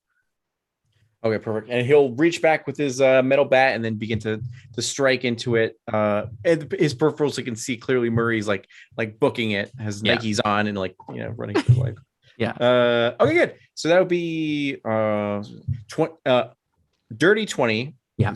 To AC. Absolutely. And then that will be 7 damage to. How do you want to finish this thing off? He'll. The spiritual weapon will hit the stone golem at its knees, crippling it as it falls over. And then when he gets in contact, line of sight with his head, he'll just like bring it down and then shatter it onto the ground. Yes, and just and the rocks just spill out across the floor. We did it, as he like gives a slow thumbs up to everyone. Nice. All right. It is now Orp's turn. I have a quick question. Yes. Since the golem is dead, does that mean Odiferous and I are no longer You are no slowed? longer slowed. Okay. Nice. Clutched in this horrible, terrible monster. Its hands. I'm like, listen, dude, you've talked some shit. You're about to get hit. And I'm gonna bring out my Morning Star, and I'm just gonna go straight for his fucking. He doesn't have a jaw. I'm gonna try to hit what feels like his jaw, like the vague area of his jaw. Okay. Yeah, I mean the jaw's just on either side of the head. Okay, I'm gonna hit on the right jaw. That's good. And that is a 17 to hit. Yes, that will hit. Yeah. Sweet. That is 6 points of damage. Nice. All right. I believe that is all that I can do because I've used my action surge Nice. and my breath weapon. All right. You see as you like hit it and it kind of like gives way, and you watch as the face comes together briefly into the face of Zizalak and then kind of splits apart again. All right. It is As a bonus action, I tap him on the pendant number 32. I'm like, bro. all right. It is Odiferous's turn. Okay, so I'm no longer slowed. The golem has collapsed and everybody's running outside now. Yep. Okay, I guess I better get myself involved right up here in the mix. I'd like to take a step out and be like, Oh my goodness gracious. All my days, I didn't see nothing like this. to see this horrible dripping monster. I'm gonna have to study this thing. I'm going to run forward because it's currently holding Orppe, right? Yes, it's like sort of it's moved out of his it's moved around him. Got out of his grip. So it's just next to him. Okay. Then I'm gonna run out and be like, Don't worry, Orppe, you'll be fine. pull out more of that incendiary fluid and this time casting burning hands at 2nd level. But even though Orppe is in the range, because I'm an evocation wizard, I can sculpt the spell. So Orppe, the weird liquidy Greek fire thing just curves around you and covers this horrific death salad.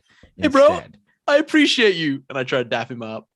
Does he still have the pendants on him? Because he's still on covered fire. in pendants. It's still heat Oh, metal. it's still burning him. It is still heat metaled. Yeah. Yeah. Did you take damage again? I It don't did think not I took take damage on the damage last time. yeah. Marcus Roll took some it damage down. on that too. 2d8. I guess we'll just roll it. Yeah. Um, Roll 4d8 because it's been I think at least 2 rounds. so that's 10. And you have to make Constitution saving throw to try to drop it if you. Yeah. No, he will not drop a pendant. Okay, 16. will 16 not. damage total. 16. Okay, cool. Oh my goodness. Will not did- drop it, did- even if it kills him. Did my boy make this the deck save? Because it's Dex save. Yeah. Oh, nope. That Oh, was only okay. a 3. That So is 5 going to all be- up. There's going to be 4d6. Then let me roll this really quickly. Nice. That is going to be 10, 15 points of fire damage. Nice. Math is hard. Great. Here we go. All right. So as you watch as the pendant that's on fire is just searing into his skin, and you can see it's red hot now because it's been on him long enough. It's just still burning. And you watch as the flame kind of erupts around Orppe and just kind of lights his hair on fire. It's a horrific sight. All right, we are up at the top of the order. Cyrus. So do we smell the smell of burnt salad? Oh yeah, it's Sean, do we smell the smell of burnt salad? It's very burnt salad. This oh man, replaced all the lettuce with beef and oh god damn it. Tomatoes and stuff are still in there, like peas, but it's just a shredded Peas? beef based salad. Who puts Cyrus, peas in a salad? Can I put peas in salad? Like fucking snap peas? It's delicious. Odiferous peas in this salad. From Dodgeville because it's sterile and I like the taste. Yep. Cyrus, I think that's you, Tim. Yeah. What do you? There's this Cyrus? awful beef salad that is just writhing, holding on to Orppe. I just really hate this guy. Ugh. And I hate all of his little pendants. I'm gonna he's still concentrating on heat metal. Oh, so I guess that goes off. Yeah. Yeah, roll some damage for that. Was it Cyrus that cast the heat metal? Yeah. Yeah. Oh, I might have marked off a heat metal on He's got both Marcus of by his. accident. Let me check. And then he's going to Oh, never mind. I'm gonna cast Vicious Mockery, right? I can do that. Mhm. Yeah. Well, I'm gonna cast Vicious Mockery. wisdom saving throw. He rolled a 2. Oh, go ew.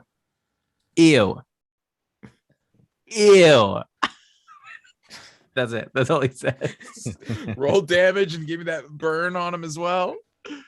All right, so for the They, right? That's all they say. yeah. And that's just one point of psychic damage and disadvantage on their next roll. And that's 3 points of fire damage. With those, you see him just go, oh, as he feels your judgment.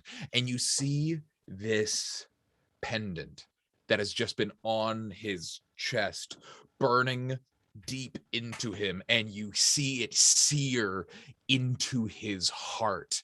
And you see him go, oh, as his form quivers and shakes, and he says, oh, you may have solved my violence riddle.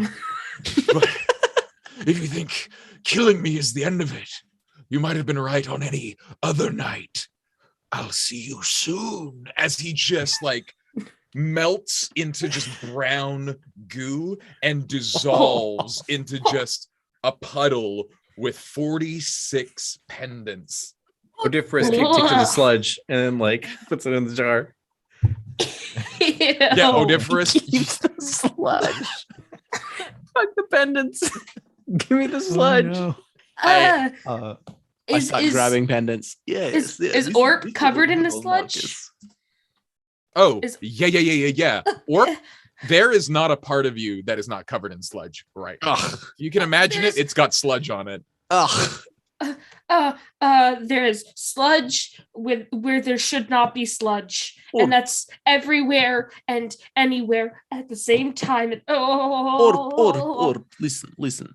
Odiferous, can you help our friend Orp here?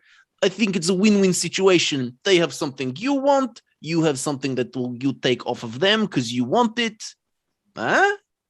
Why don't you scrape this goo off of our friend Orp and you put it in your bottle? Get the floor goo later. Get the Orp goo first. Like, good idea. As he gets his thing and just like without any sort of waiting for any sort of like go ahead, he just starts putting his hands on him and just covering him. Yeah. Who's looking through the pendants? Did somebody say they were looking through all the pendants? I was in the pendants and then explaining that, but so I would have Okay. taken a brief moment. Murray to will give explain. you the help action. His mouth is drawn into a hard line, and as he's helping you dig through, he says, will it surprise you that this is not the first time I've seen a person turn into a puddle of goo? This does not surprise Marcus at all. I'm not a bad man. No. I know. Murray, I need you to make a perception check. it's a 17. Murray, you're not good with dates. You couldn't remember that it rained yesterday.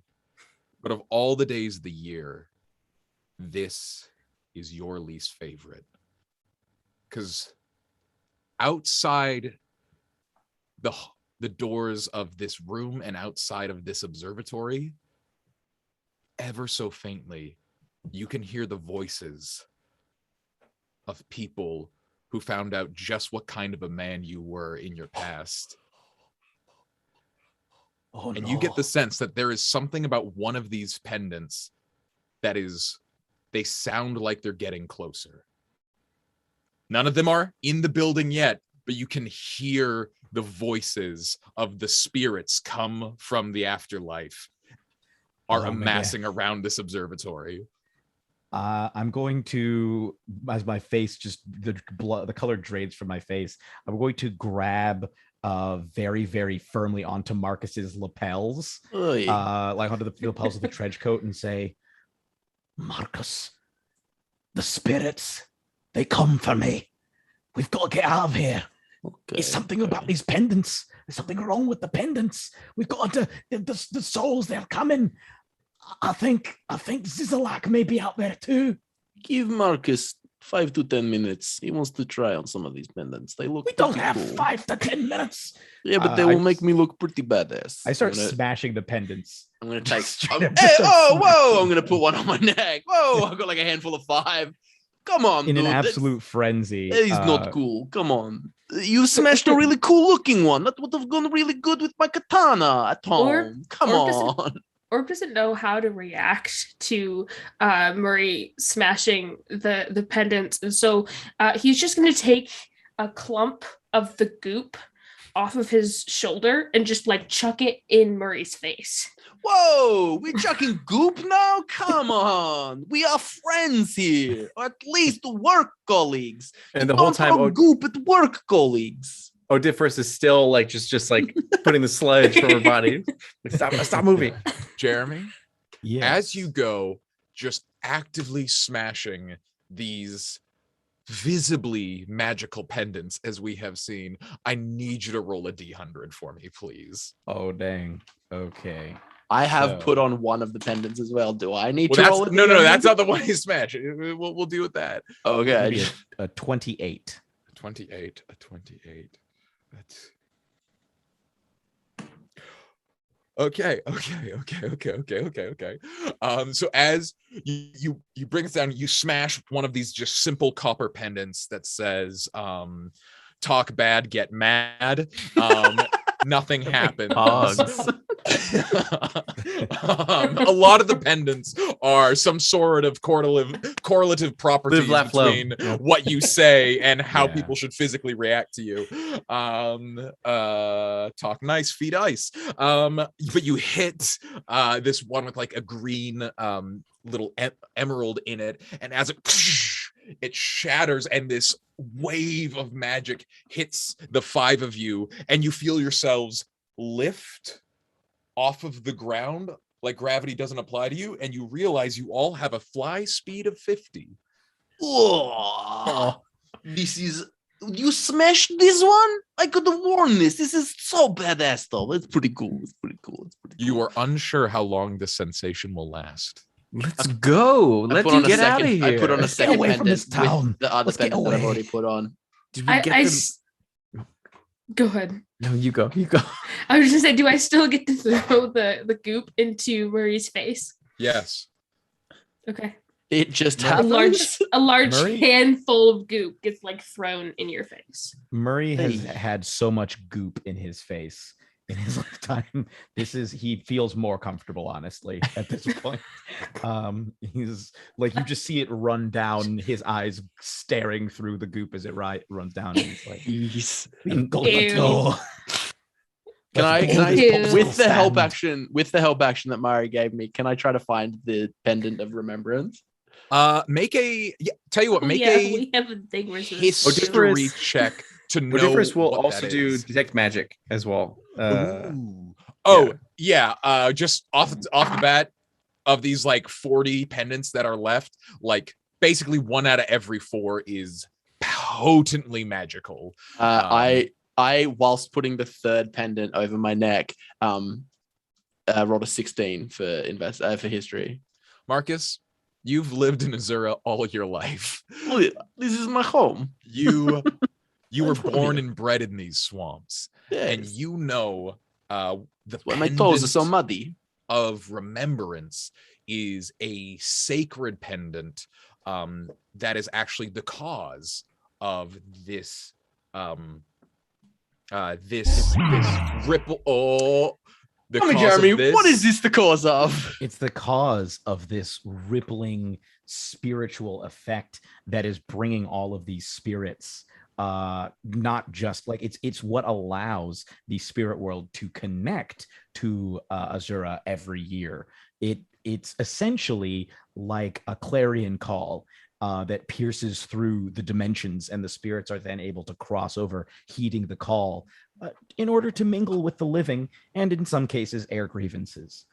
As you look at Murray's face, knowing that despite his protestations about not being a bad man, quite a few of those spirits have come to air their grievances with Murray.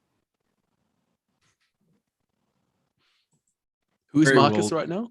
Yeah, who's Marcus now? I'm Marcus. Oh, nice. Okay. Well, Marcus, that's what you realize.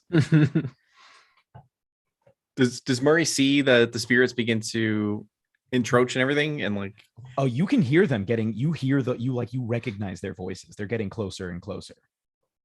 Then he'll do the TikTok thing and be like, "Am I the villain? I don't think I'm the villain. It can't be me." And then it's like I haven't done anything wrong. And then it'll just kind of like just sidestep behind or try to hide.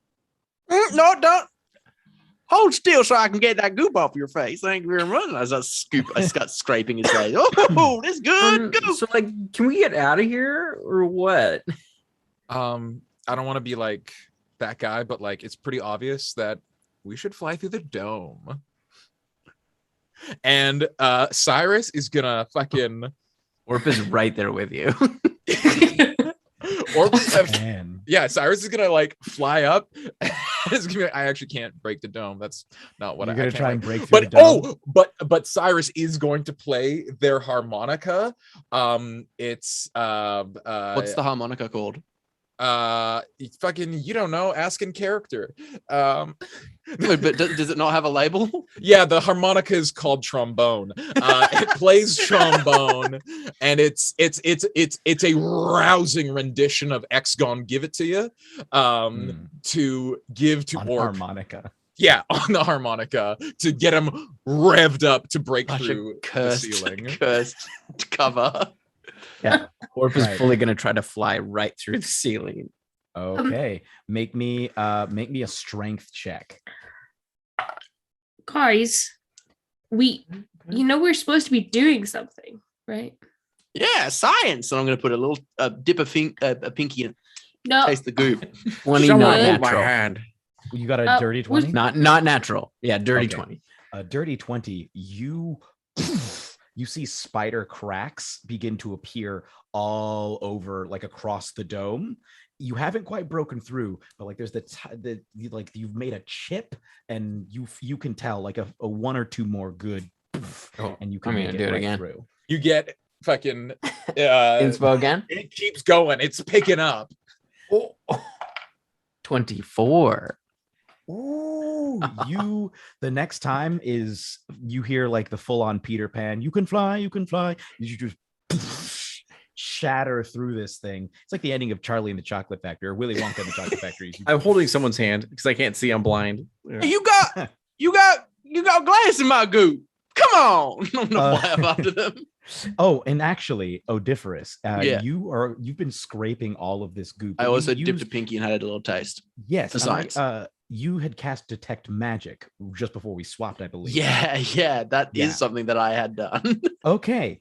You had this stuff is just emanating powerful transmutation magic. And as you taste it, I'm going to need you to roll me a D12 and a D4. D12 and a D4. All righty. Where is my D4? There it is. That is a 4 and a 1. Okay, just a second. You feel something happened deep within you. I feel something happened deep within me. It's like it's something bubbling up and a tingling sensation that spreads out all over your skin.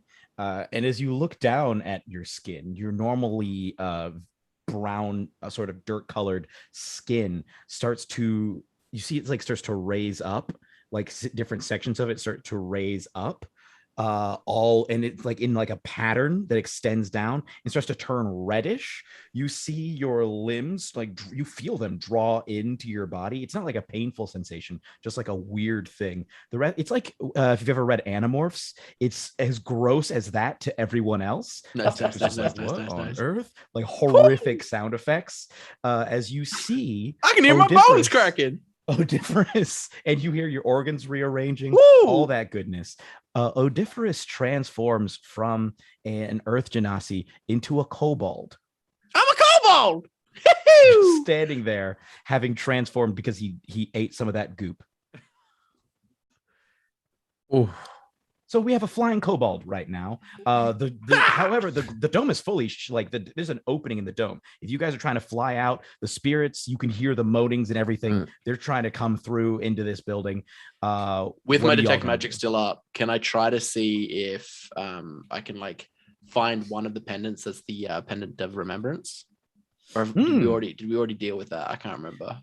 I think somebody looked for the pendants, but I don't think anybody found these. I think someone rolled a history check on the pendant itself. The DM switched mid explanation of Yeah, I was preambling and then we got switched, so it never was resolved whether they found it in the purpose. Yes, so the pendant of remembrance, the remembrance refers to essentially remembering those who have gone before. And hence that the pendant that is the clarion call to all of the spirits is the pendant of remembrance. Cool.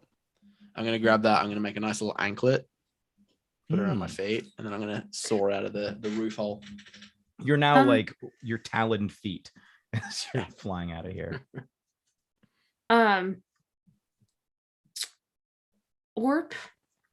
Marcus is should we be bringing that to someone? Should we be bringing that to? We gotta take this down to Rollo. Give him a pendant of death. Can we see the sumptuous Seabed Tavern from our new high vantage point? Can we see Rollo, the sumptuous tavern? Marcus, you've lived in Azura all your life. Marcus, the Seabed Tavern? Take us to Rollo, the tavern. Marcus, roll a perception check because I feel like you're probably a little all turned around. The sky is orange. There's spirits all over the ground. Elevation is super, Yeah, a guy turned into a salad and then dissolved into goo. One of your new friends is a kobold. I don't understand what's going on, but I got a 21. So I still lived in Azure your whole life. You see, I mean, look, the name sumptuous does apply. It is the most sumptuous building in Azura. You look down, it's honestly a little gaudy how like sumptuous this place is. It's the like most of the buildings here are constructed out of wood and whatnot. The wood that has been used to build this tavern is lacquered all over and fully like it's shiny. You can tell that they have there's marble inlay. It is the most over the top tavern it's like when you see have you ever seen like those Russian, I think they're churches, the Russian churches, like the really beautiful ornate with like the crazy shapes. It's like somebody took that and just plopped one right here and made it a tavern. Listen, I'm not one to judge, but this is a little gauche. Please tell me that the name Sumptuous Seabed Tavern is like written out in individual seashells. Oh, that's so twee. Oh, yes. Not only that, the shape of the building, like the roof of the building, is mostly glass, but all of like the lacework to hold the glass together also spells out Sumptuous Seabed Tavern. It's on an aerial glass surface. No wank. And it's always seashells set on top of like metal bar, like rebar that has been shaped into these letters. Let's go give this pendant to the tavern. Yeah, Cyrus flies straight there. Mm-hmm. Out by the local.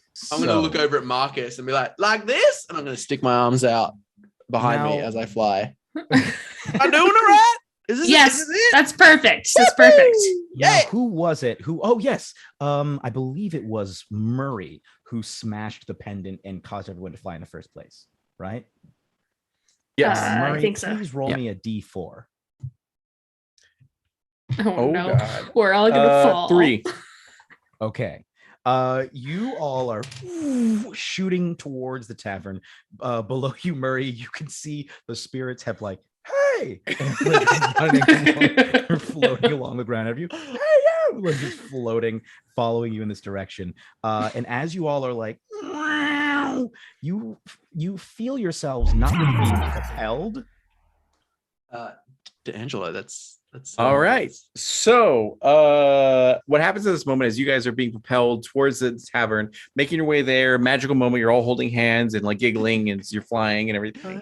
And meanwhile, Murray, you feel a sense of dread come over you. Who's Murray currently? That would be me. All right, perfect. I've felt a sense of dread. Your eyes clear as you can see after the goo and the muck has like cleared out. You look behind you to see that this little 14-year-old boy that you brutally murdered by throwing a knife into its spine is following you. The spirit is like airborne and following you, and you can hear him be like, "My name is Henry, and I was 14 years old, and it was my birthday, and you murdered me." No. I'm not a bad man. Don't give me things to know about you. I'm gonna throw the same dagger at the ghost. Okay, perfect. It's just like crying. Go ahead and roll. Go to roll your d20. Yeah. That is a natural 19. You lose your dagger as it does go into the ghost. Roll your damage and just have it because it's not magical. Sick. Is a 2 plus 2, so 4 damage reduced to 2. Okay, so it goes through him and he goes, "Ow!" And then and you see your dagger like fall and you hear a scream as they go like, "Who threw this dagger?" As I'm not a bad man. I just keep flying. No. And you end up all like making it to the actual tavern as you like full-blown apex drop into this like place into the actual like sort of tavern. As you see, there are various carts of like taco carts and elote men and all that kind of stuff that are like giving out all this sort of stuff, and you see that all these spirits are engaging with their loved ones. It's a great time at the tavern. It's happy hour. There are like chicken wings and all this kind of stuff. As you see in this facility, it's a spectacle as you guys arrive down here because not everyone can fly. As you arrive, and they're like, you see a waitress come over to you and be like, "Oh, it's good. It's good Rollo, to see you, I guess." Good to see you. Good to see you. We gotta see Rollo. Yeah. Is Rollo like a priest or something? We need like Absolutely, a big like, Rollo come on through, and then incredibly over the top. If you have it on the menu, I'll have some tacos and a clear conscience. She gets a few menus and looks at the seating chart. Like, "Yeah, come on in here. We can serve you guys." As Murray, you feel a sense of dread as the peripherals. He's searching for you, hunting for you, and you make your way to the very back of the room. And he goes like, "Well, if you're looking for Rollo, we'll get him. He's kind of like her in the back room, like managing things. But are you here for the pendant? Are you supposed to give it to him? Because he told us to look out for someone who's going to give him the pendant, right?" Yeah, we forgot who's got like the I have the right here. I have the right here, is, please. The pendant is tied to your ankle, Odiferous's ankle. Yeah. It's on my ankle, and I just start like kicking my foot. Picks up the tiny kobold and he just goes, "Oh, we got it here." There he goes. Perfect. Okay, you guys wait up. You'll go in the VIP room, and we'll get you guys drinks and all that kind of stuff and food, and I'll go get Rollo right away. Is there like a ghost-based panic room that I could just stay in, like a ghost-proof room? Because I'm not a bad man, but I just want to be away from all these spirits. And he goes, "I'm so sorry, we don't have anything like that here, but we do have margaritas." As I'll take 3. And a clear conscience, please. I'm not take some margaritas. Was it Ope or no? Odiferous. Odiferous? Yeah, Odiferous. Yeah. So when Orppe holds Odiferous up, he's kicking his foot, with the pendant on it. Does Odiferous kick the It person? off? No, kick the in the person face? in the face with the pendant. Is it your intention to cause them harm? Or is No, it just, it's my okay. intention to kick my foot, and I just was happening to do that when Orppe picked me up. All right, go to roll an attack roll, but do disadvantage because you don't Sure. mean to do it. Yeah, perfect. Orppe is also not brandishing this kobold And as a weapon. This but waitress does yoga, so I rolled a nat 1. okay. Your Odiferous, your leg kicks up, and you see like a small vial kind of attached to like a calf holster, fling out. Thank you, Kay, for the 100 bits. I have advantage on my next roll. Fling out, and it hits a dagger in Marcus's belt and like creates this crazy effect where the dagger bounces out of the hilt and flies into someone's neck, just like drinking a margarita. You killed me, and they point at Marcus. No. Fucking Marcus. Sorry, they point at Mari. Marcus immediately, being a cleric, just runs over with their bat, clocking them across the face, casting Cure Wounds. Yes. All right. So yeah, you just kind of like it's full health. It's 8+ stuff. You hit them so hard in the face with the bat that the dagger goes and slorps out of their neck, and then the wound closes, and they're like, I did not mean to do that. That's never happened before. I don't. And then they look at you even and they go, "Woo! Remembrance night! It's a party!" And they drink their margaritas. Clothes are all different. You know who we must always remember. The great the great grand slam above, and I give this person just a little bit of literature, just for them to like look at later. Yeah. Okay. Cool. Thanks, dude. And so you are led into a back room, where a kind of like smartly dressed, oiled beard man kind of looking there. He looks like kind of the dude who like has done well for himself, but in a life of crime. And he looks at you and goes, "So, you brought me my pendant? Are you wearing it as an anklet? Is that?" Wait a minute. Yes. Sorry. Yes. I just want to interject real quick. You said it's your pendant?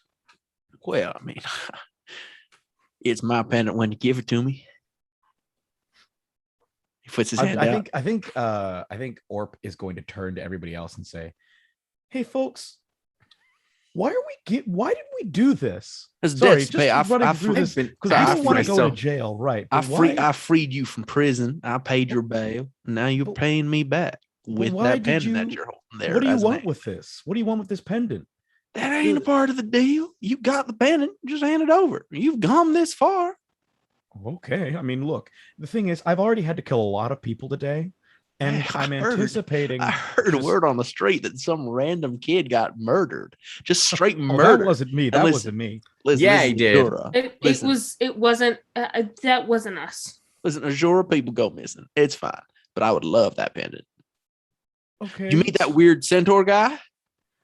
Well, Zizalak also. Yeah, I have him right here. We definitely. That is a whole bunch of jars full of goo. Holy shit. But okay. I would love pendant on your ankle to land right here. Thank you very much. Should I just resign myself to the fact that we're probably going to have to kill this person after? I think you should resign yourself to giving over that pendant, my friend. I don't like the way he talks. Listen, I maybe don't like the way you talk. I don't know. I got an accent. You got an accent. We all got accents. We're all from places. Where I come from, yeah, we never. Marcus, I lived here all my life. Around. You've lived here your whole. I know you, dude. We live 3 blocks down from each other. We went to school never together. Do a deal in Azura. We used to trade lunches. Yes, I know. We know each other very well. It is not a surprise to see you here. I was the best man at your wedding. Oh, Sasha. We never complete a deal unless we have a drink. Shall I make us some mudslides? And I head over to the bar and I like nod to Orppe, not Orppe, Odiferous, to like fucking come on over. come on over to the bar with me. He just like he walks Because I over. assume this His being a clothes VIP are there's not a- the right size for his body anymore. So he's like constantly, he's like everything is not in the place it's supposed to be. So he's had to like rewrap his clothes. And I would love to start whipping up some mudslides. We all love a mudslide, but importantly, they are a brown drink. And I want to pass him one of the glasses for him to pour the transformy Yes. goo into the mudslide. Listen, this is taking too long, and if it sweetens the deal, and he's going to toss a sack of like a heavy like brown bag that hits the table with a clank of coins. He goes, "That was 200 gold per person. Sam, just give me that pendant." That sounds great. And Murray's going to grab the bag. Odiferous has it. As you over- reach for the bag, like one of the large bouncers that's standing there just like grabs you by the wrist, shakes the head. He goes, "I mean, pendant first, then payment." We will drink to your rich sack together. Mudslides and I'm gonna try to pour a little bit. Odiferous is Make gonna try a to pour a little sleight of hand check, my friend. I will aid. As we're doing this together, Odie. And I'll give Bardic Inspiration as well. Okay. I I don't need know it. why you're. I don't know why you're Can- playing music right now. It's super Can weird. they I rolled a have- natural 19 on my perception. Can wait can Odiferous have triple advantage since Murray is trying to grab the bag? Adam, you're a cool DM, right? Sure, why Cool, not? right? Fuck it, I don't care. It's DM roulette. Who cares? There's no rules here. Oh, thank Orppe God. has already started clutching the Morning Star, preparing That's to a 21 now. So the natural 19, he still clocks. He still clocks what you're doing. He goes, "Yeah, sure, let's drink. Just like give me the pendant. It's really a simple transaction here, friends. Yeah. there you Pendant, go. you take the gold, I'll take a drink. Everyone's happy. Do I have the pendant in my hand now?" No, I hand him the mudslide. We have to drink. We have to toast. We must toast, Azura style. Yeah, of course. And I raise a glass. We all I have taken it off my anklet and I'm holding it.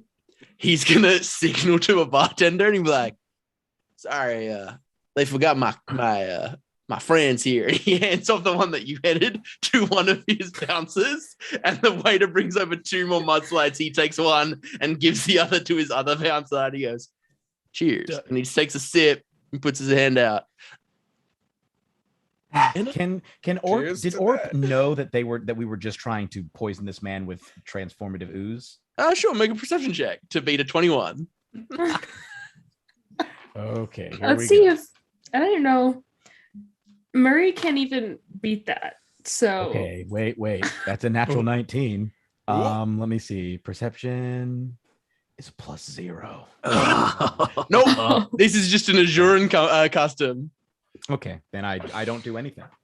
I sit there and say, "Did they?" No. Well, I guess 1 second. I would like a different. I don't care for mudslides. I just remembered. I would. You hear 2 more people enter the room, and the like clank of crossbows being This is like struggling. loaded. I will To take come up that with a lie. pendant now, please. Okay. I have already paid you by freeing you from prison, and I'm being generous Just that can I'm you- paying you again. All right. Can I interest you in some impurity oil? You can interest me in this pendant. Please Wait, hand it over. I've known Rolo my whole life. He was the best man at my wedding. What Yeah. kind of dude is this? Is this guy a bad dude or does he Roll just an have bad insight check. vibes? Roll an No, insight check. I don't need to roll insight. I want to know our Roll an insight history. check with advantage. This is a Oh, sorry, history lifelong check. friend. I'm just gonna interject. Who's Cyrus right now? Cyrus, you have the Yahoo. You have the Yahoo blindness potion. That's a nat 20 on so whoever's DM, please spell out Fenway. the That is rich me. life that Marcus and Rolo have spent here in Azura, where they spent their So- whole lives. sure. Marcus and Rolo.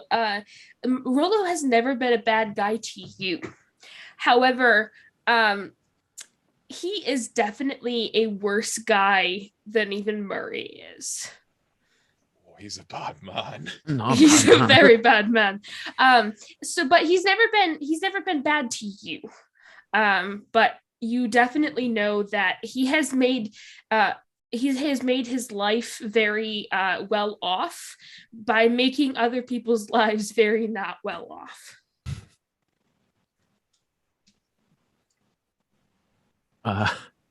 Who's Marcus? I don't actually. Is that me? Did Murray notice what was happening in the bar? Go ahead and roll perception. Oh wait, I'm Marcus now. I think I'm the one who noticed this. You're the one who knows. If you were Orppe, then yes, you are Marcus. Yeah, I'm Marcus now. Oh dang! So I'm now aware that this. Oh, this man who was best man at your wedding. Orppe will lean into Marcus and be like, "Are we gonna murder him? Are we like?" Also, Marcus, you will also know he is the godfather to your child. Murray got a 22 for his perception. Perception. Yeah, you definitely know what they were trying to do. I'm going to step forward very solemnly and say, now, what is Mark? Oh, now the Russian. Let me explain. You and I, we go way back. Please, as from man to man, as the godfather of my child, tell me, what do you intend to do with this pendant? Don't ask questions you don't want the answer to. I look around, visibly sweating. I think I kind of want the answer, please. Are you sure? I look around at the rest. Sure. Am I sure? Yes. Yeah, we're sure all day, buddy. Mostly very sure. I could take it or leave it. He motions for you to come closer. I step closer. He goes to whisper in your ear, and he says, "I want the spirits to be able to visit us always." I get a look on my face and be like, "Oh, it's actually much nicer than I thought it was going to be. This actually sounds great. What brought this about? Why do you want the spirits to be coming around all the time? Because I like it, but I didn't know you liked it." I have my own reasons. All right, this starts to sound sinister again. No problem. Look, folks, if he wants the spirits to come around all the time, I vote we give the pendant. What do you say? Yeah, I'm down with that. You see Cyrus is downing their 7th margarita, and they're just like, we either kill this guy or we give this guy the pendant. I have student loan debt, so that gold would come in handy. Murray is mortified at the prospect. That is Murray's literal nightmare. In fact, can Murray have tried to get some of that goo while they were having their conversation?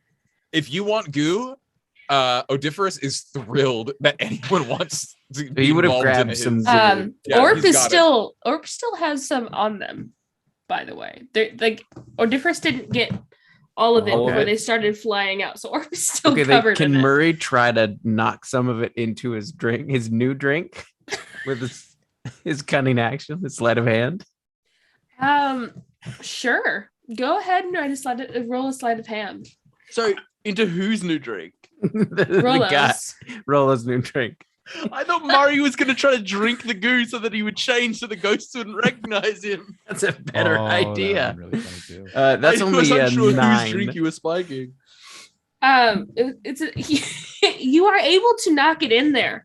However, he just looks down into his drink and he goes, "Drink roulette," and then he just grabs the other person's drink and hands it to him. I cast Zone of Truth. Oh my god. We just won't end it. We just won't do it. Oh my god. Oh no. Wait. Yeah, that is a delaying action. Just give him Yeah, you know what? pendant. Fuck it. Yeah, I give him the pendant. I fucking take it off my anklet. And I say, well, I've got some people who I wouldn't mind seeing and catching up with who have reached the great beyond. So here you go, young buck. Cyrus sloppily steps forward and starts counting out their gold real drunk. I need the gold to get out of here. I have to get out of this place. Why don't you just drink some of the weird goo and just be different? And then the He ghost immediately just grabs a big thing of goo. All right, go ahead and roll. I have a chart if you want to use it. Yes, please. was the 1d12 and 1d4.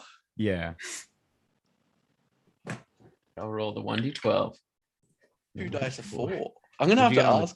Would you get on the 12, and what'd you get on the D4? 11 on the 12 and 2 on the 4. Okay. That's Noel.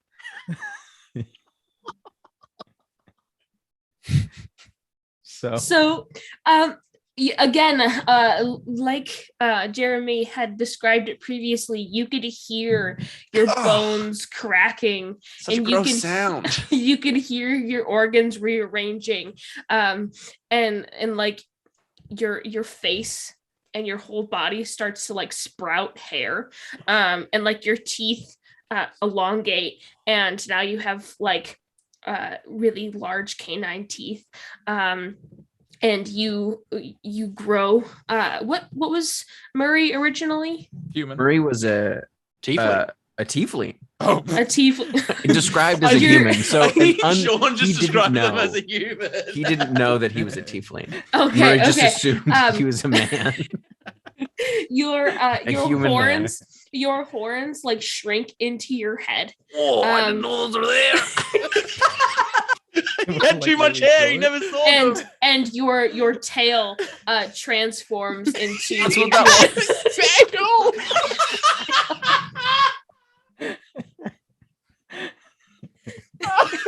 This dude living his whole life thinking he was a human with fucking horns and a tail. Oh my god. Oh, it's so funny. Holy shit, that's funny.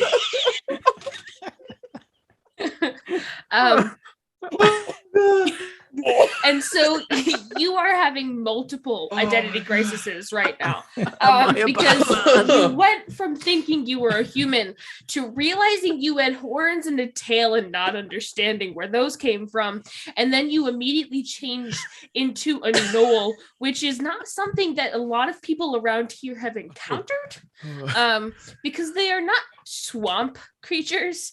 So you're not even sure what you are at this point in time. Not a bad man. Yeah, you're like a gross dog, dude. He's just cruel. Yeah. It's the way that I always hear Noel's described as like a human mixed with a hyena.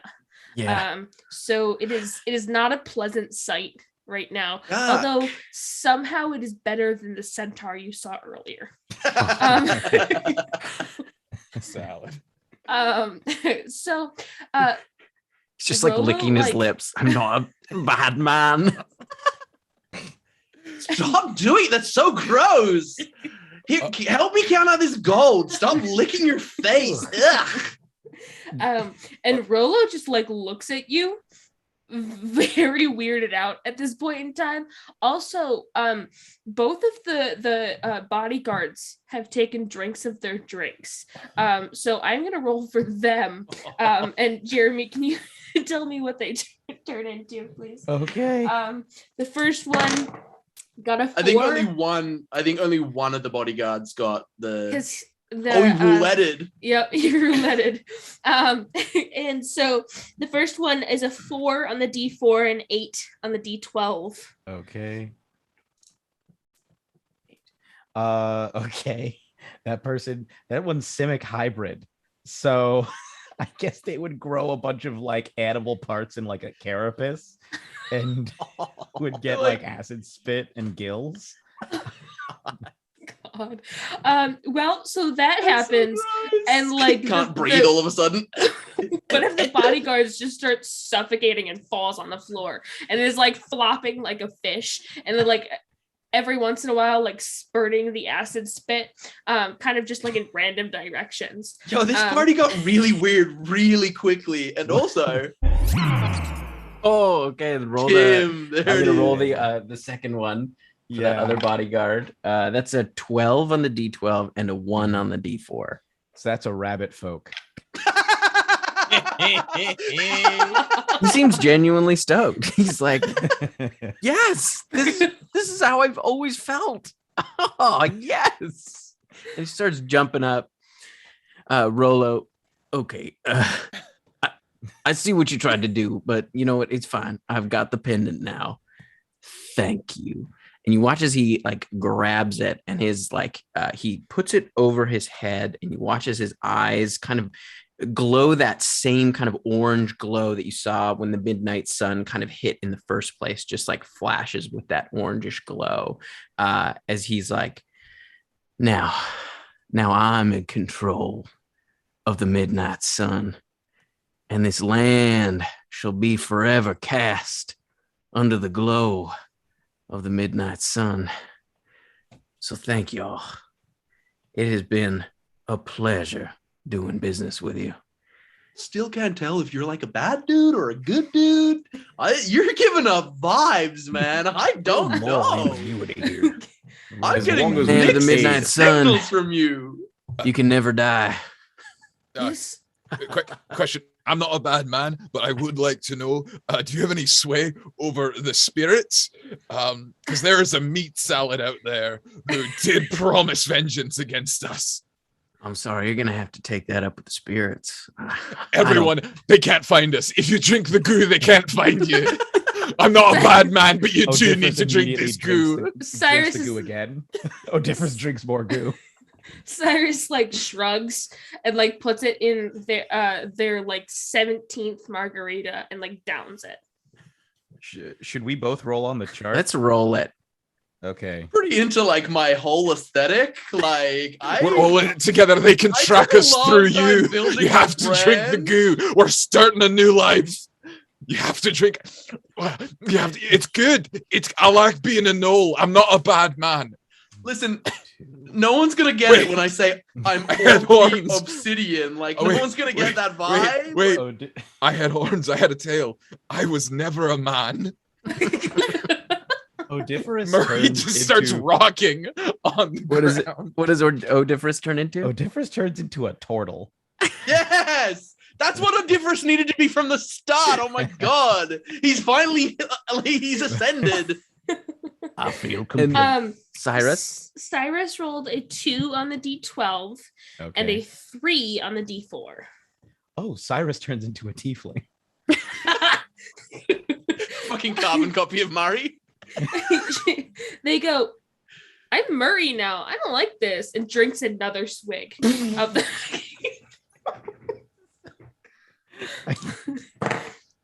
This time it's a 4 on the D4 and a 3 on the D12. It's Minotaur. Just the horns just get bigger and the tail thinner. This is really freaking cool. As you all sit in this private room and drinks just get brought out to you, it seems like Rollo is feeling generous now that he has what he wants, and you are plied with food and drink as you celebrate the night away and plan your next steps, whether you're going to stay in Azura or leave, as the whole city fills up with spirits. The population has almost tripled instantaneously with all of these ghosts that now inhabit the city, as in an instant you have taken a festival that's a source of great celebration and now caused that to be the new reality of the city, as all of the citizens, as the night goes on, expecting their loved ones to disappear, as the morning comes, the sun doesn't change. The local food like carts, it is either going to be really good for them or really bad for them. Like, can the spirits eat?